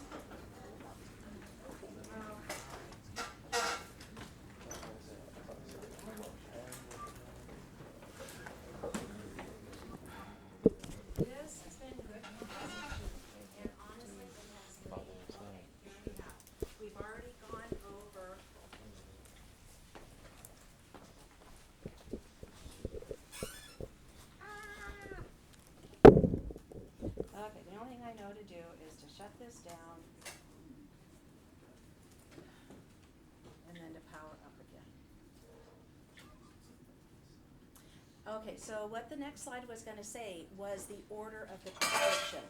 And we've already gone over that, so, we're not gonna do that. I'm scared. What's going on?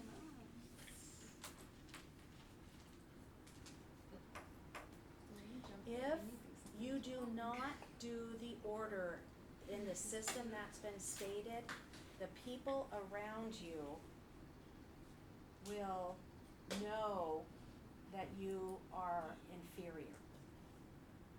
Okay, this is the way the whole medical profession does it.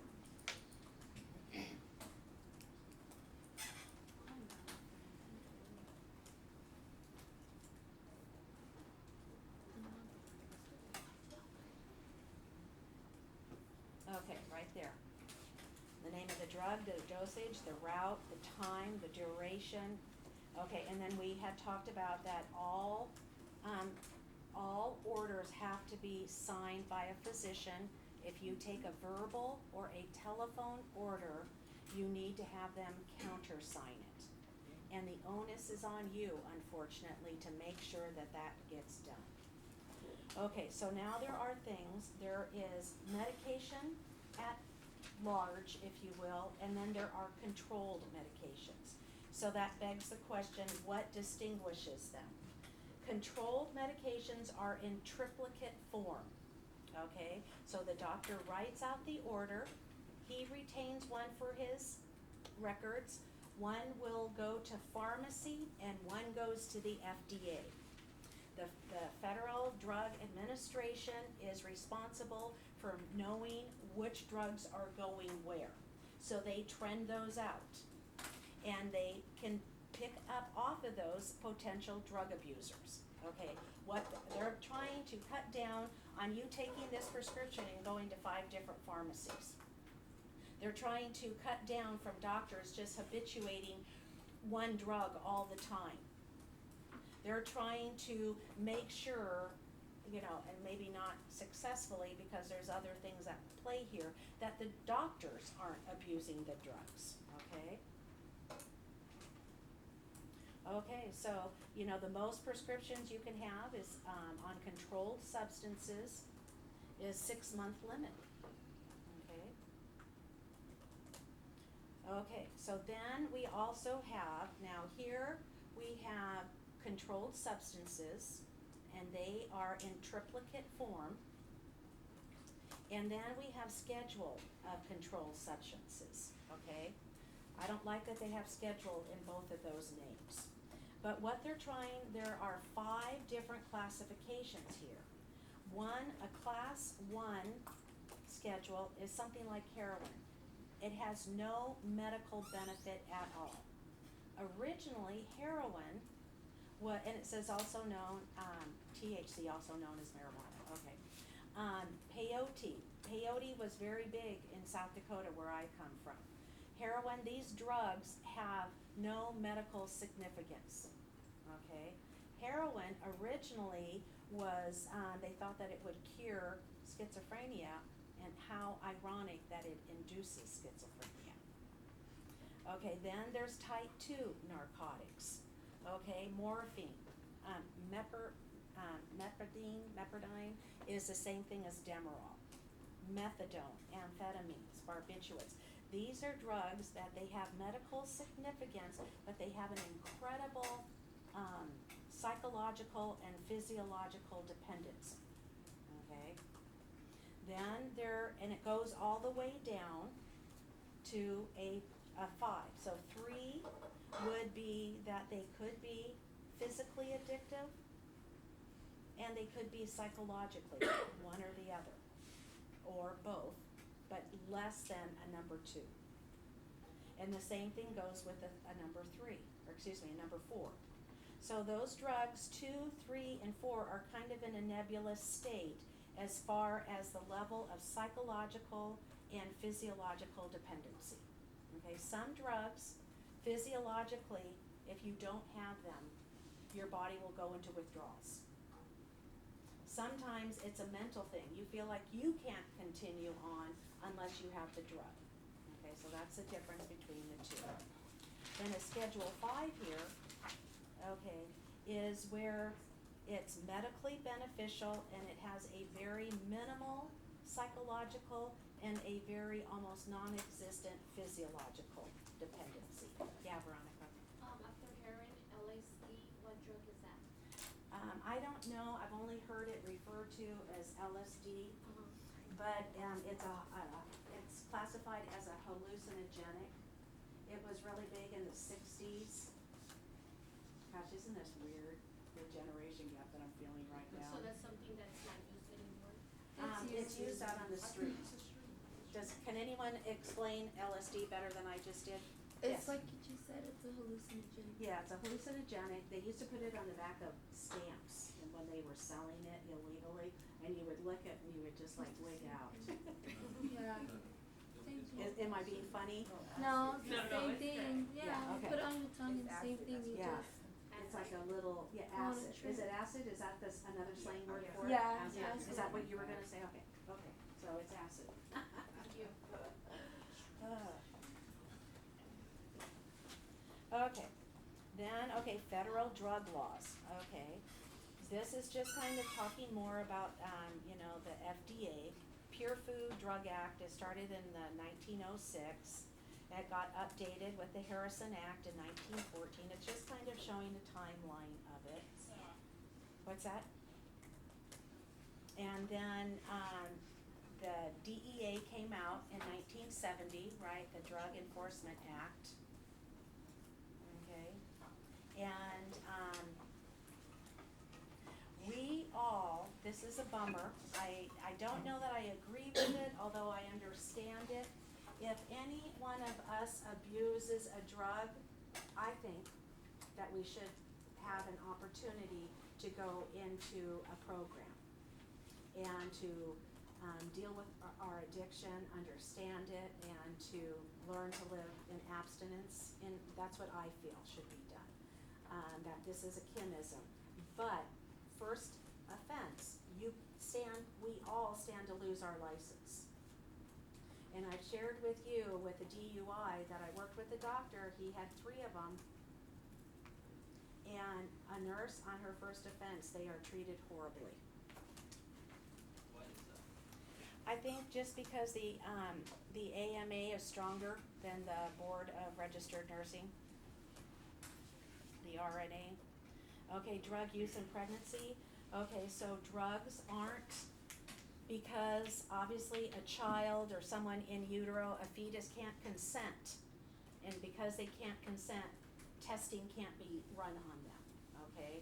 So, okay, teratogenic, okay, genic, G-E-N, that last part of that word right there. The second bullet is like Genesis, the beginning. And teratro is Latin for monster.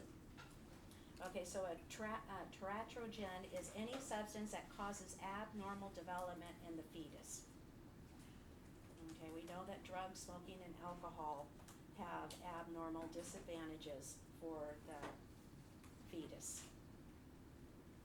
Okay, now, then there are also pregnancy. Okay, we just went over scheduled controlled drugs, and then we have a schedule of controlled drugs, a 1 through 5, 5 being the worst, going down to 1, that there's medical significance with low physical and psychological addiction to it. Well, we also have the same thing with pregnancy. And these categories, and it's how much damage it will do on the child. Known.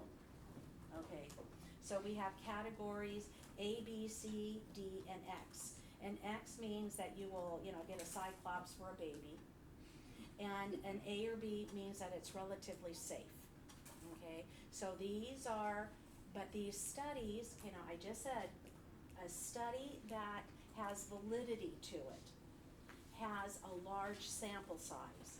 Okay, with pregnancy, basically, honestly, you don't want to take anything, not even an aspirin, in my humble opinion. You're messing with that child's life. And that child, it's not just like a one-time incident, they will have to handle that the rest of their life. Do you see what that's why lawsuits in OB has the fewest lawsuits, but the largest dollar amount. Okay, so when people are having babies, it's wonderful, it's lovely, they're not thinking about suing, right? But boy, when something goes awry, they want the deepest pocket. Why? Because that child will have to contend with that disability the rest of their lives. And they're thinking, how am I gonna manage and care for my child? Who's going to? Okay, so when you read a drug book, you're gonna see some of these category and terms in there as you're reading on it, okay? So, it's very important. One thing that I didn't say, and you're gonna learn in 086, but then you've gone through the 3 checks, you know, the 5 rights under all 3 of them. You're at the bedside, you're going to, you know, look at their name badge, make sure that it matches your MAR, okay, make sure you have the right patient, sorry, I didn't ask to touch you. Then you are going to say, do you have any allergies? And every time you give them a drug, you're gonna say that, and they're gonna say, I just told you 2 hours ago I don't. And you say, thank you, you're right, I did, and I remember, but I want you to know that I am put the onus on you, that I am practicing safe.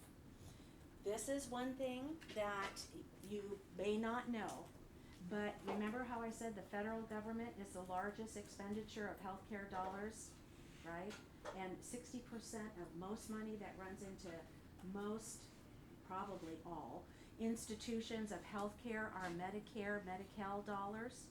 Well, the federal government sends that person a survey in the mail.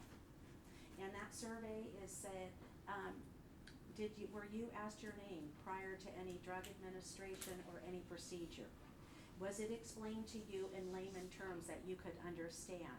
Were you ever in any pain? And it's gonna ask these questions.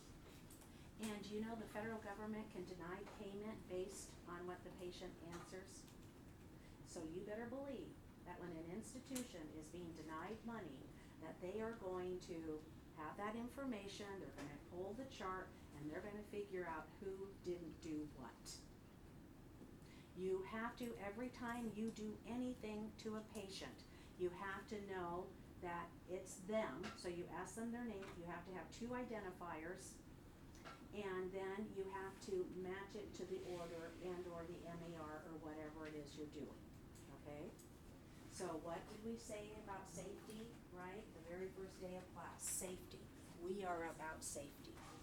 So you, on a young woman, age, you know, from the time they start menses until, you know, some women go into menopause 50, 60 years old. Okay? So it might seem ridiculous that you're asking, you know, me if I'm pregnant, okay?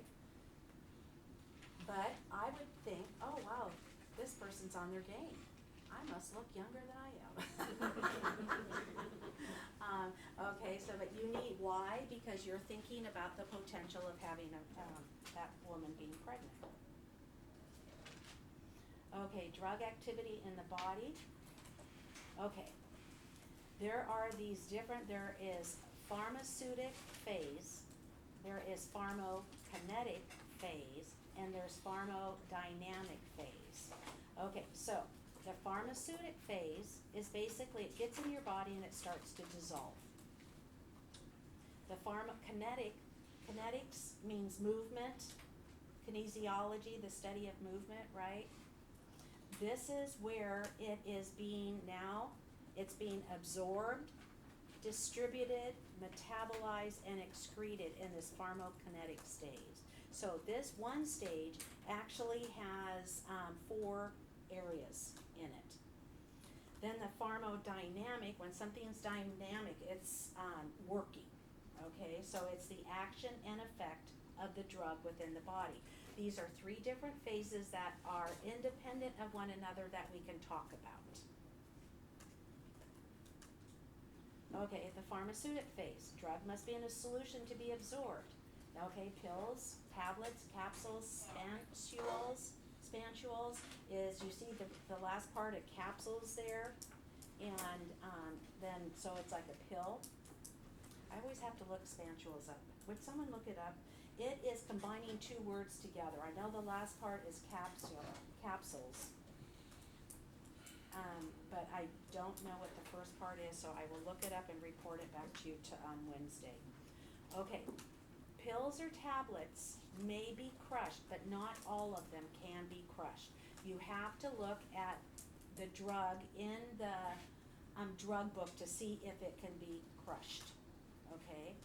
Some drugs, you can take the little, like this capsule up here, this picture of it, and you can pull it apart and put that in fluid. But you can't crush the individual little pieces of it. Some drugs are what they call enteric coated.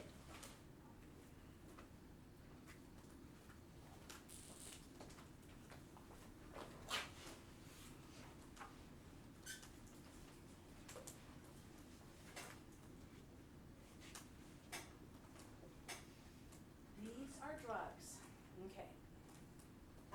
The pharmaceutics of a phase, a pharmaceutical phase, most drugs that are in pill form, capsule, as soon as we look up this span capsule, you take it, it goes down your esophagus and it lands in your stomach. Your stomach is very acidic, right? The pH of your stomach is like negative to about 1 or 2. The pH of my blood, we talked about, is 7.35 to 7.45. And then I shared with you at that time, that's just blood, but every organ in your body functions at a different pH. So when you take something to eat, and maybe it wasn't washed or clean, well, you have a lot of hydrochloric acid that is in your stomach that will burn that bacteria. Isn't that cool? But still wash your food and wash your hands, okay? But it's cool that it does that. When something, then it goes into your small intestine. Well, the pH in your small intestine is like 8 or 9. So it's very alkaline, okay?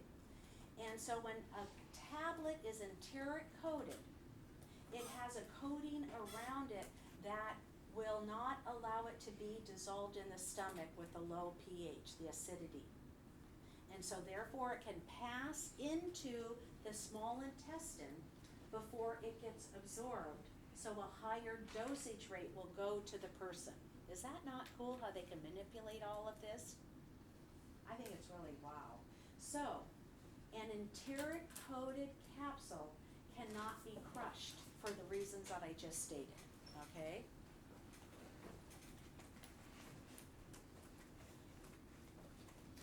The PDR, physician desk reference, PDR, did I put it on there? Okay, this is physician desk reference.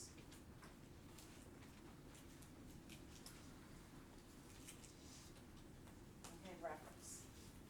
This is a drug, a book that is probably 4 inches thick, maybe 5, and every drug known to mankind is in there, except for illicit drugs.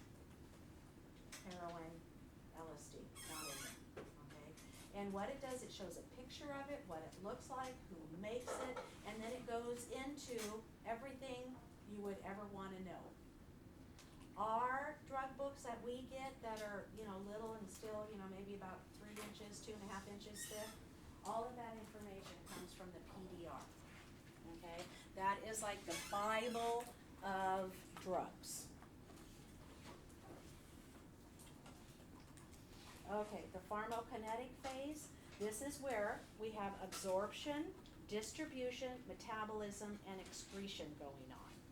And I'm gonna let you read what those are.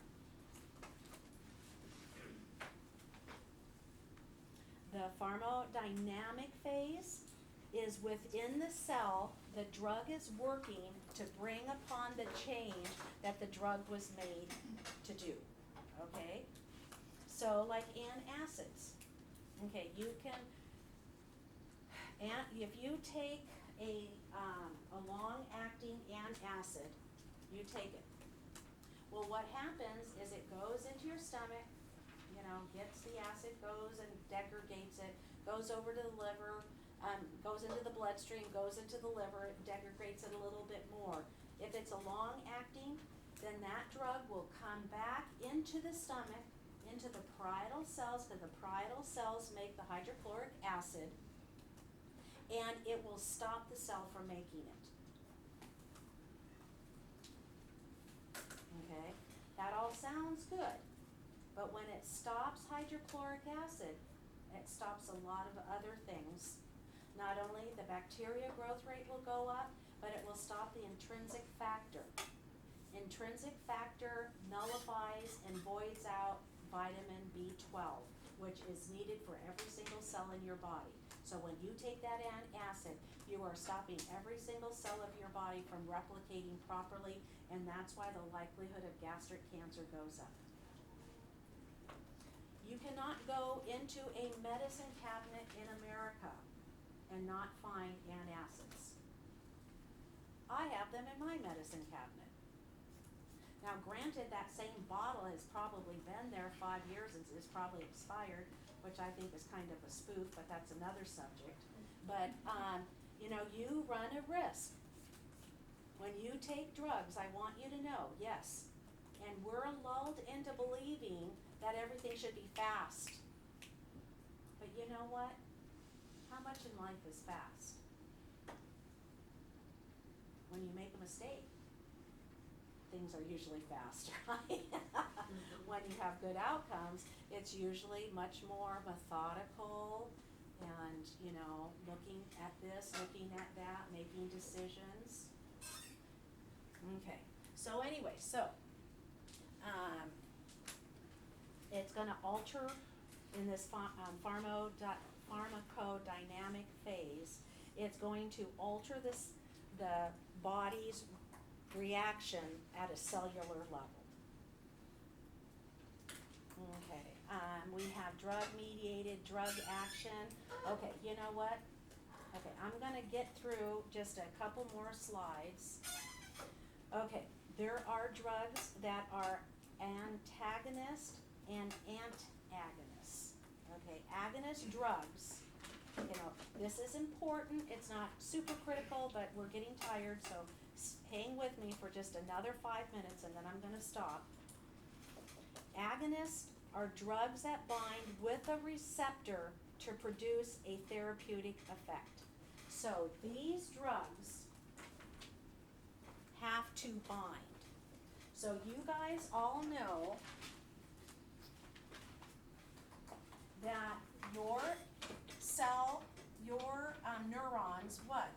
That they have to synapse, right? And that is all taking place by way of chemicals. So you have,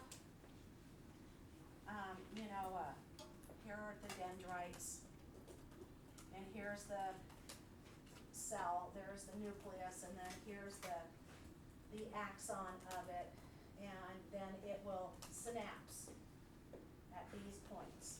Well, what happens is that there will be chemicals out here, and when you take a drug, and if it's an agonist, it's gonna bind to that receptor. So some of these receptors tell the cell to work, and other of these little chemicals tell it not to work. So some cells will bind to those receptors to get the effect that they want. And to know that, you have to know the chemicals and what's going on.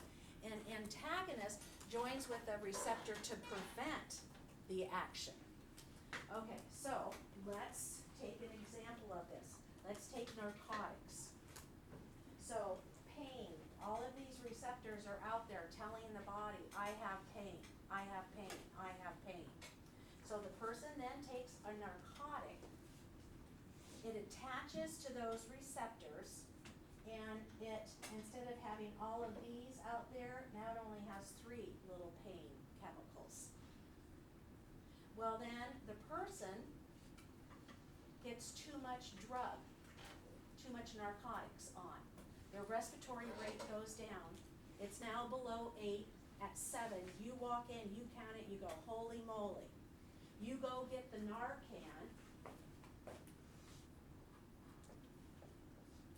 and then Narcan is going to cause more receptors to go up there. Let me share a story so I drive this point. I'm in the ER. I'm a relatively new nurse.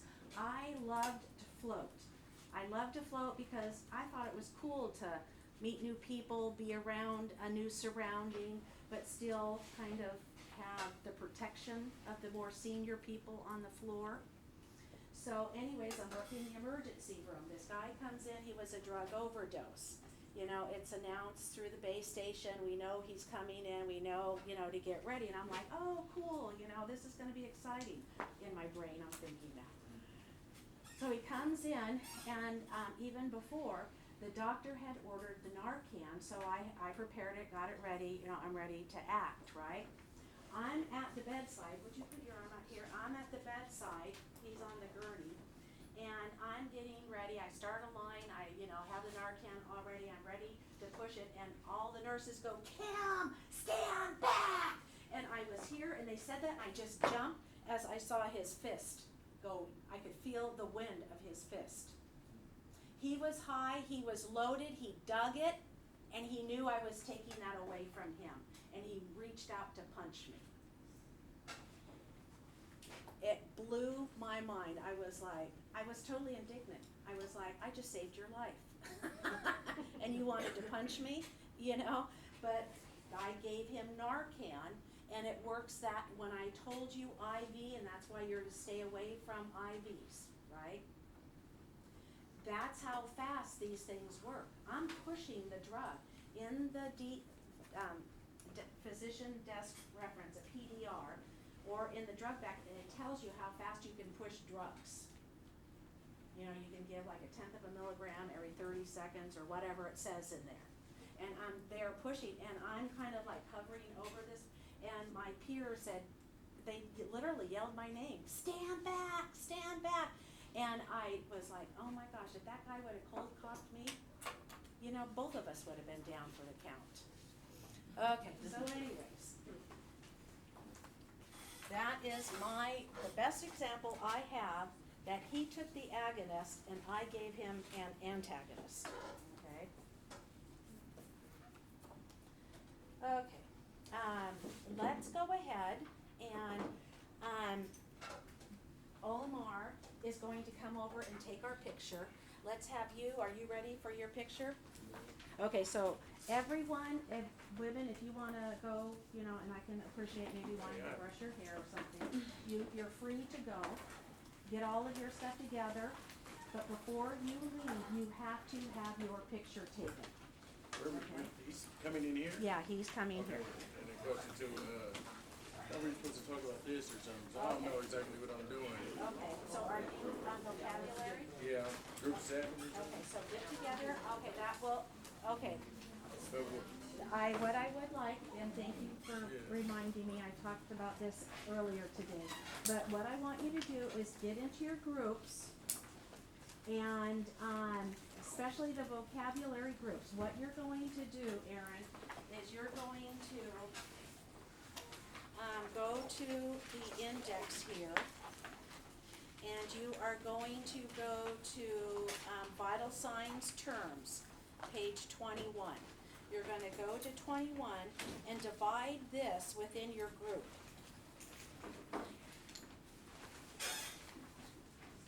Okay, so I'm going to page 21, and this is of 87.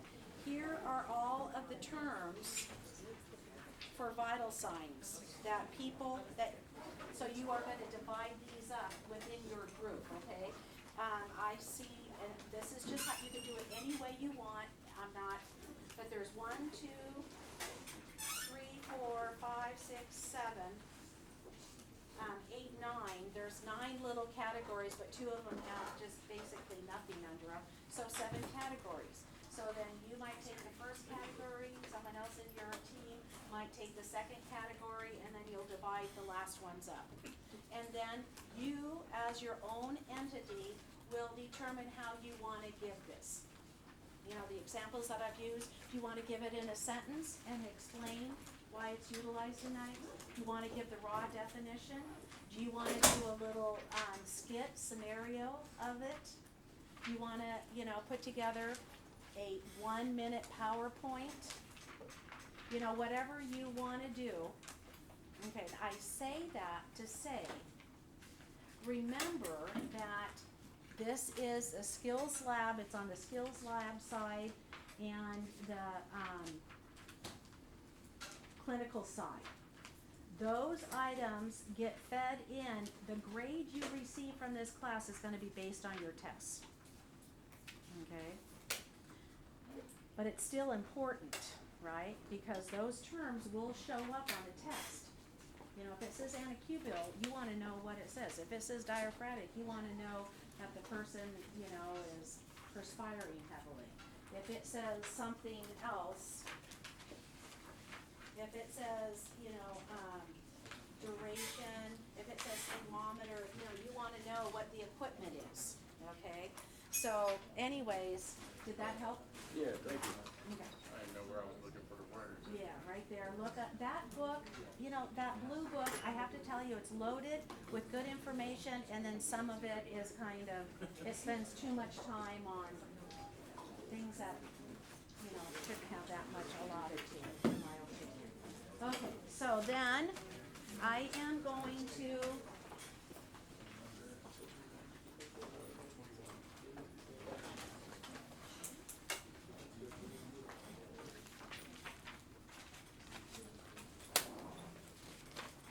Hey Maria, how are you? Good.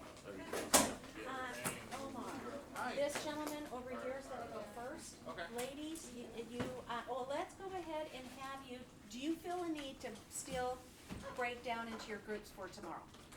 Yes. Okay, let's go ahead and have you meet, you guys worked with your group from the communications test, so you know who each other are.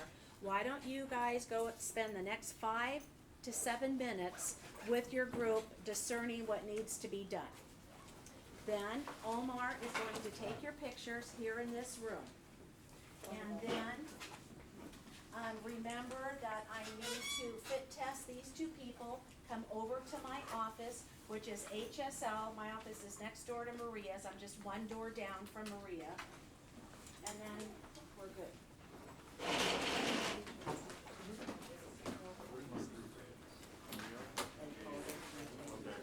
All we gotta do is just like 6 of us.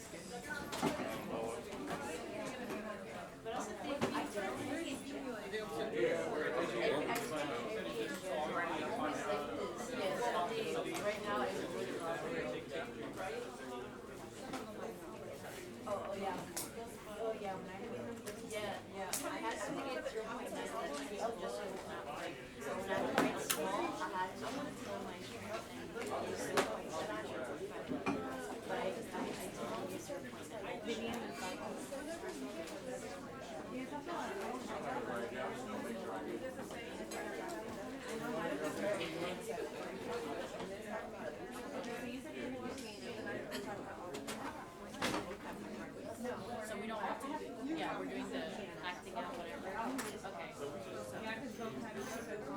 Okay. So exit open temperature. Put your hair up and back. I said I'll do blood pressure. Pull it back. Where's Tati? Right there. As long as in the picture, it's Tati. That's the thing, how do you, don't have to do it up here in a button. I mean, I was like, as long as this is my job. Okay. So something like, okay, say, you know. Yes. So put your hair up and back. Put your hair up and back, please. You're good. Okay.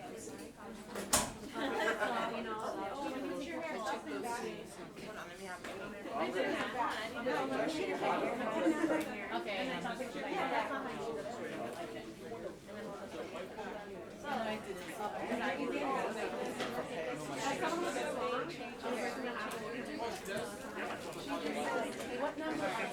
15? That's better than nothing. Okay. I did like that. Does anyone have workbook 15? The thing about me is I don't have. The thing about me is like for temperature. Like You don't have any of that. Do you mind if I get another set of eyes to look? I really don't like. Yeah. Okay.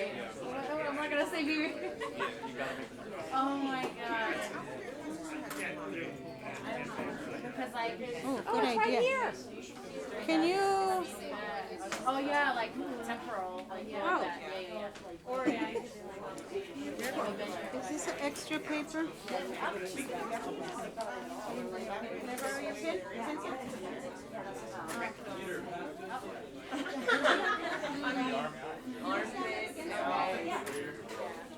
Okay. So who's gonna be my? I'll hear. Okay. I mean, I'm for, as far as the polls, I just know that you can take the polls with this. And then you can also.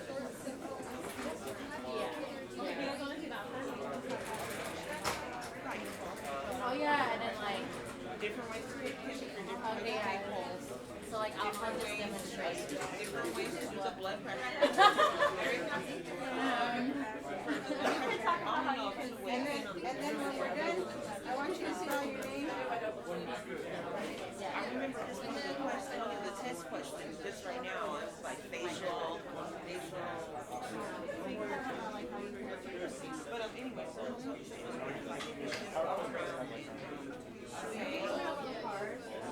What time are you guys free to make just make me want to go to work. I'm going to work here.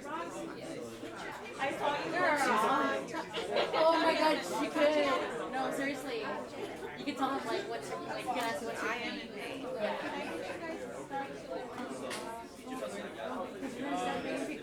I'll hear your hair up. Yeah. Okay. You can go right back to your group. Maria, how would you like me to do my hair? Okay. It's just everybody with long hair. Oh my god. Just rush it real quick.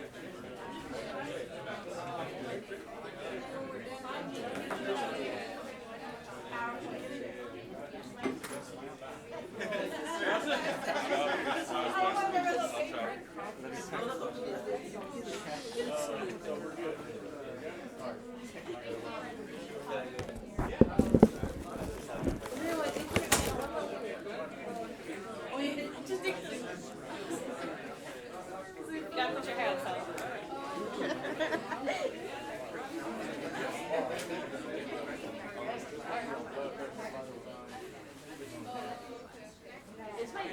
Oh, I already took your picture. Okay, yeah. Okay. With Maria. Thank you. Write your name and your.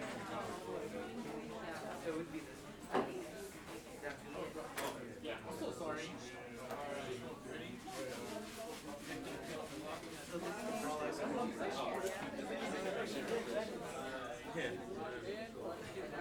Alright, next. I'll hit you guys up on the message and we'll see from there.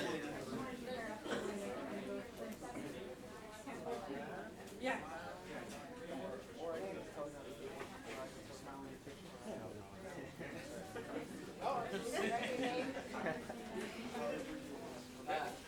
Next. Okay. Look good after you.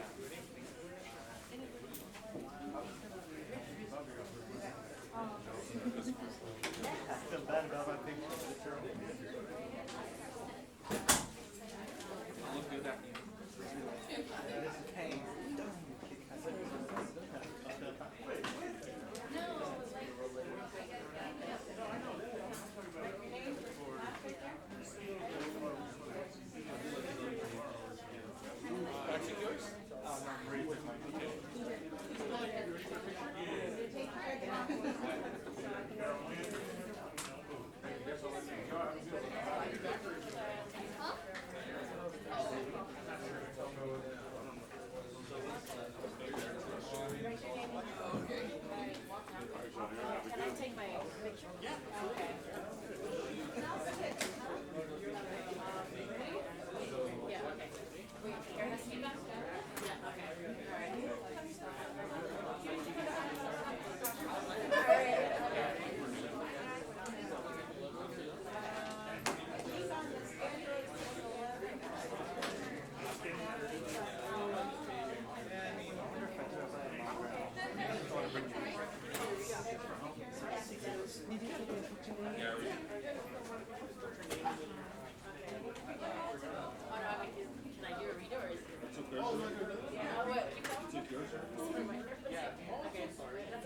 Hey, need more pictures? Remember to put your hair up and back so I can't see it on your face.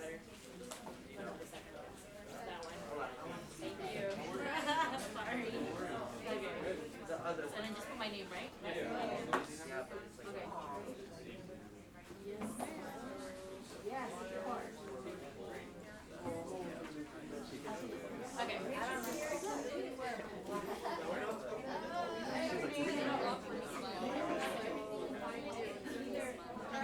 so,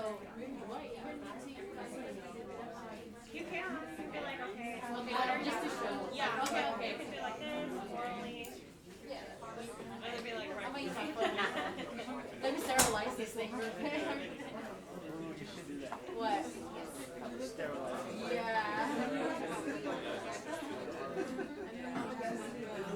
But actually, what is everyone using? Yes, I just. Oh, yeah, yeah. Wait, what are you doing? Oh, me. Oh, you can use Tati because she's her leg. No! Did you picture me? Oh, yeah, she does have a picture. Retake. Yeah, I didn't like my first pictures.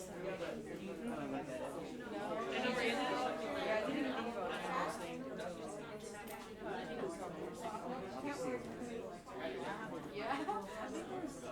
Second one's better. I didn't just, no, I didn't like my first picture. I was like, second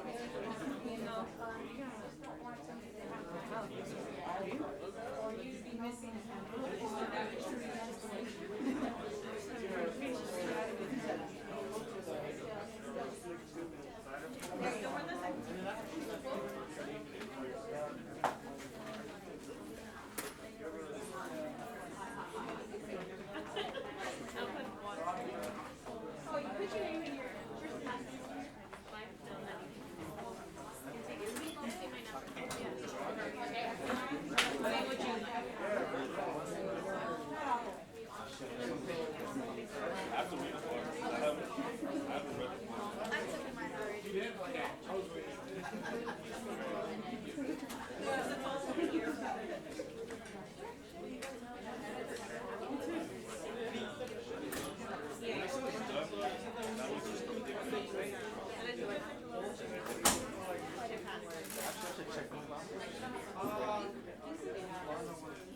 Cause I didn't know if it was a. Yeah, yeah. Yeah, if everybody get their picture. We're like to the right. No, like all the way there. You were like in the front. Yeah, I recognize. Yeah. Yeah, and then she's like, I'm choosing my class too.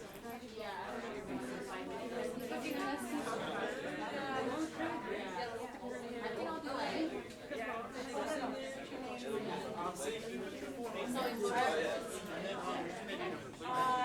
I think one more. I think we just have one left. Everybody back there got their pictures? Just one person left. Yeah.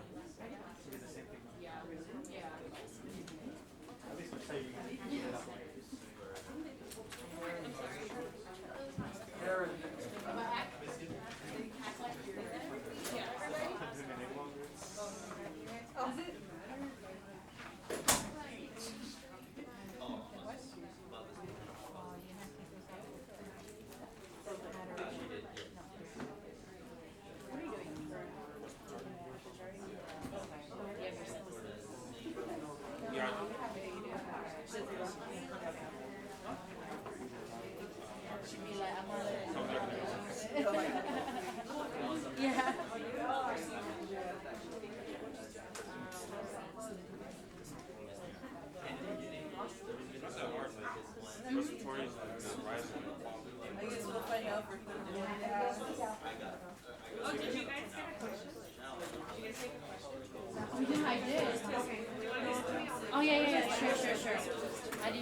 I did.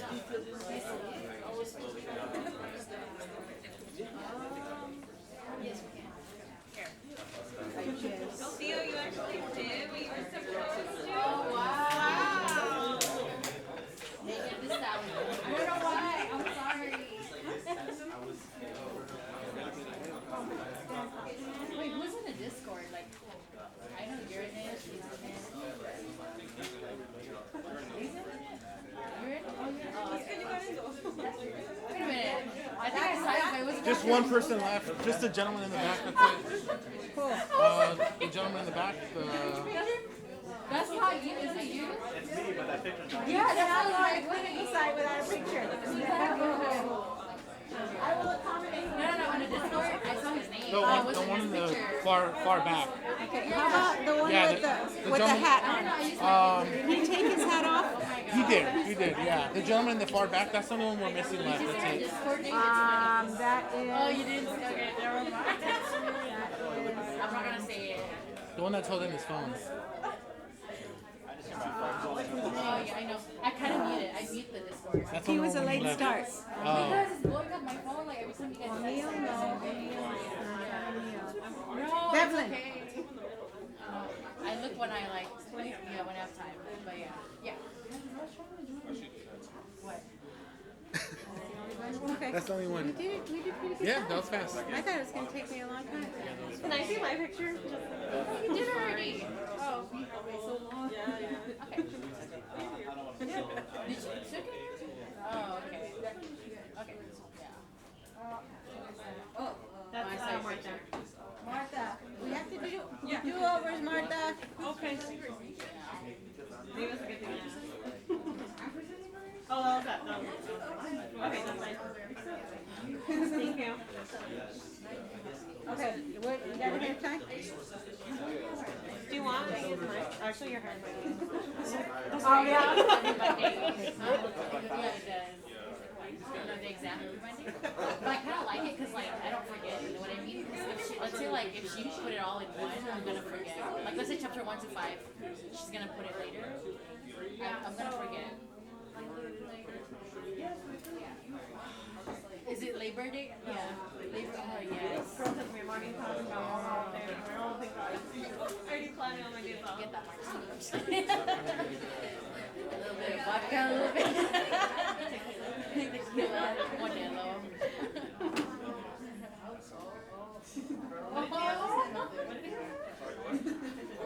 I don't know. I thought he was spiritual. You know? I'm messing. I know. Oh my god. We got 38. I wonder if you need your student ID number. I think Tati took her picture. I think she took her picture. Okay. What student ID? Yeah? You good?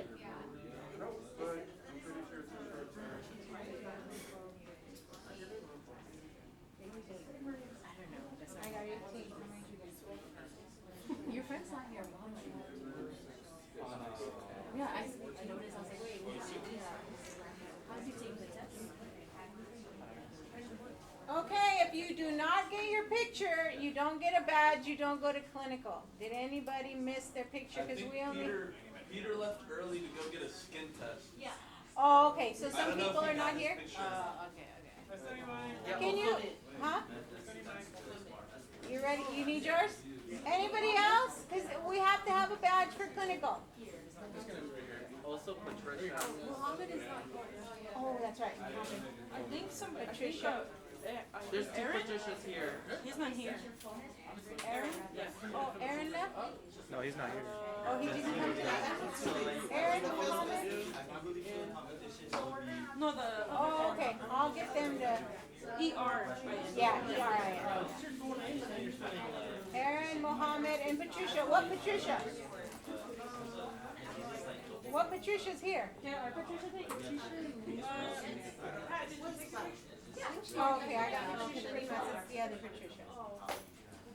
And somebody left early. That's 4. You need a picture? You want to take another picture? You didn't take one? Oh,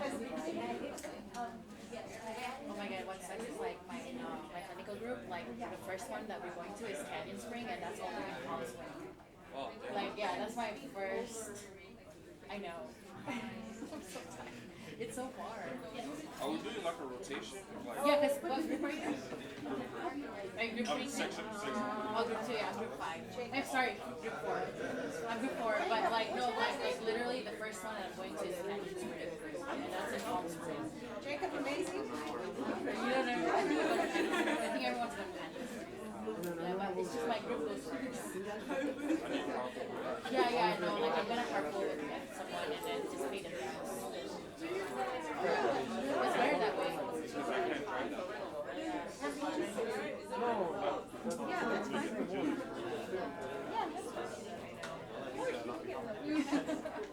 Aren't you the automotive guy? We're the same pair of pants.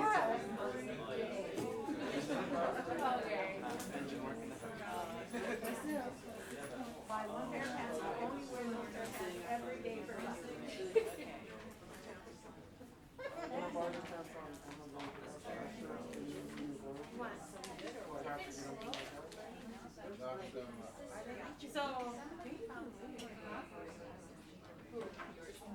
It's just for today.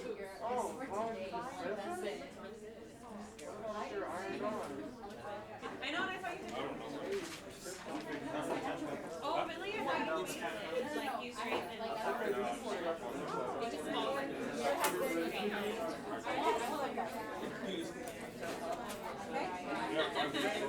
No, your hair's really nice. It looks like you legit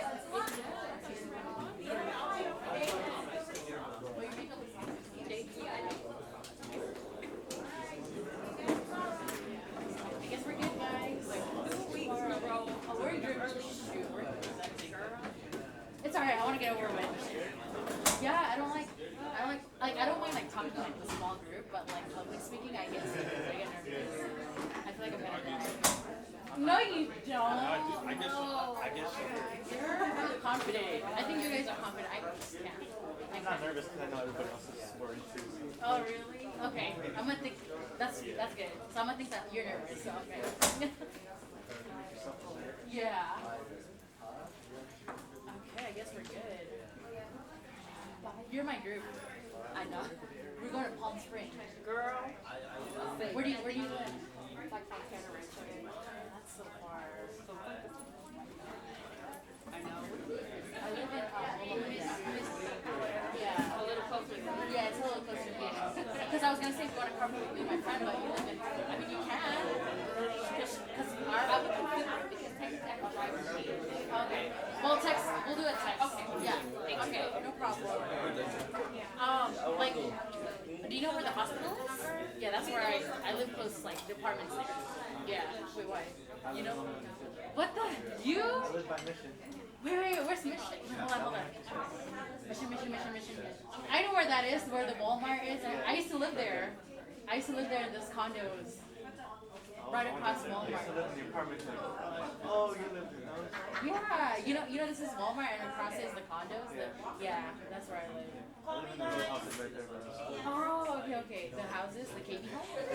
Okay, I know where that is. Oh my god, what a small world. What's up? Covina. You live in where? Covina? Wait, where's Covina? What's Covina? Covina. It's like literally, it's West Covina and then Covina. Bro, Theo, I used to live in I don't know how Hacienda you. Heights. Do you know where that is? So you rush here or you speak? He's like, I sleep in my car. How do you get to school? You take the express? The express? Whatever that is. Is it? No, like the car express.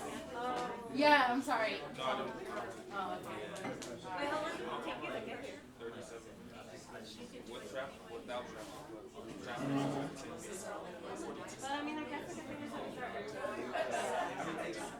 Okay, I'll text you guys. Okay. Later. What time?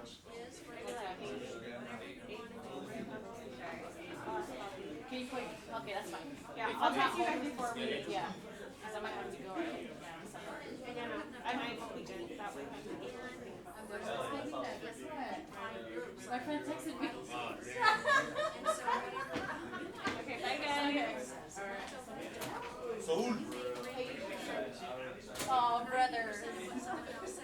You going home right now?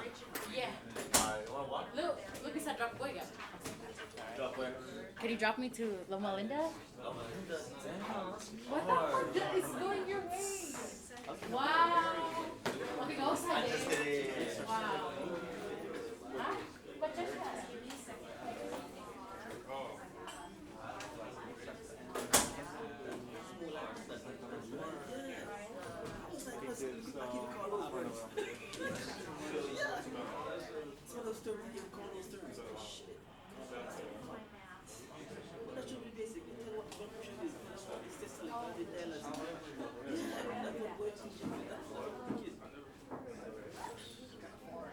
Never been to the library. I'm not used to this campus, so. You gotta look at the time, and then your sign says, like, it'll say the time on the top left, right? You check the time, press all three of the little sign trees, and then it'll give you a choice, and you gotta go to the for that time, and you give it to them, or it'll say like, just red first option, you can check it. So if it says that, press forward.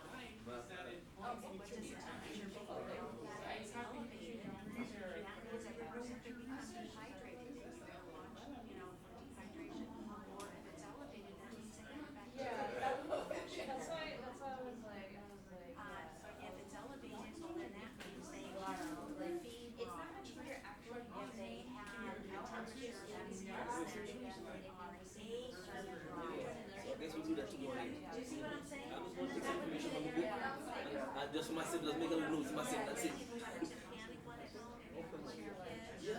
Yeah. Or something that you remember. That's why she's not gonna be that's enough. If you can like read something I remember, just say it and then I'm not passing a minute, probably 30 seconds.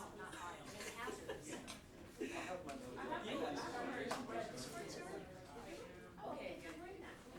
And then tell us how to draw. Whatever you wanna do. You can change it though, I can teach you how.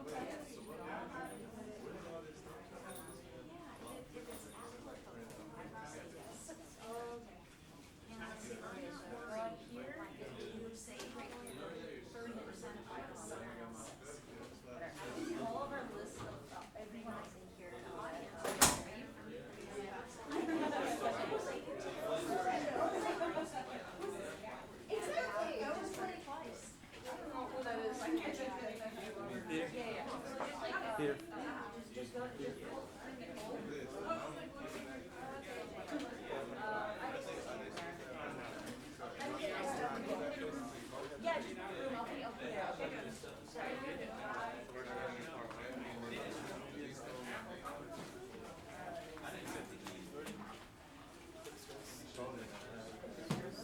Oh, thanks.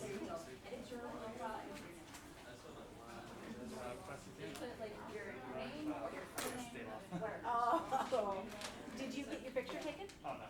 You didn't? No. Oh, when I said did, like, I'm good. Well, go over to the office. Did everyone in here get your picture taken? Go over to the office. Thank you. Sorry. No, no, it's fine. That's my book right there.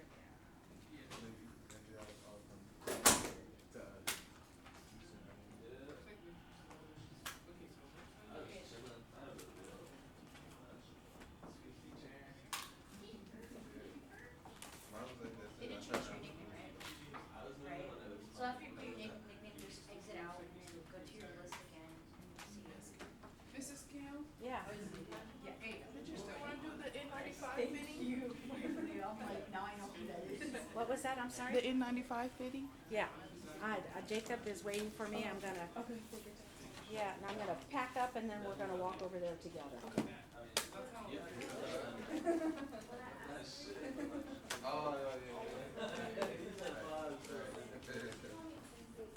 Who's number 25? Anyone in here?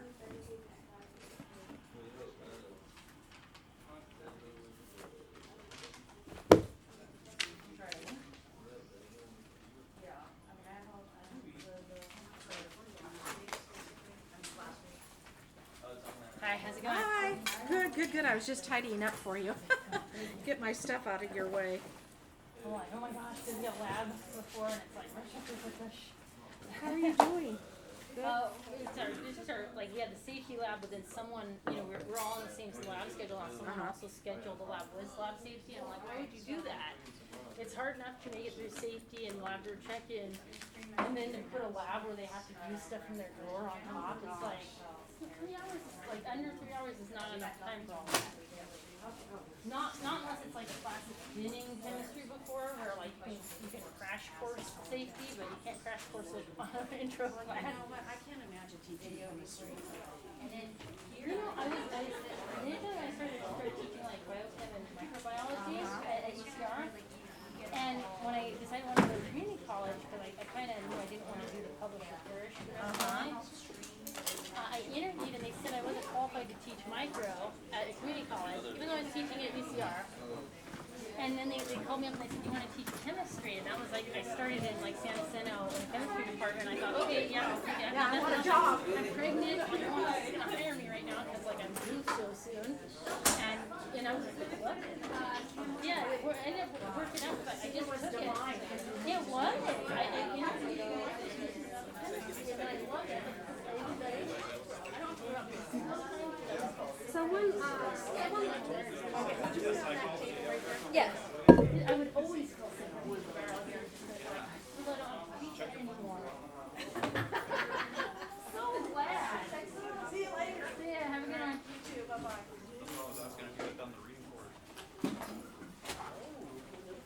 Oh, I can't plug this one in because this is the place that fries. Okay.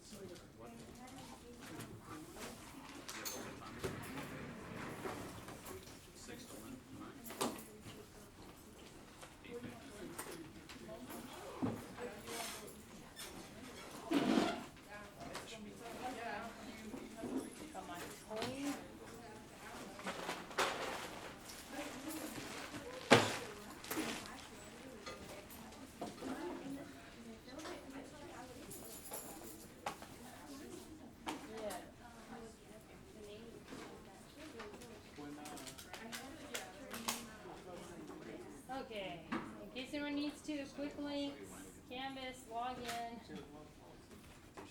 I think everyone's been able to log in.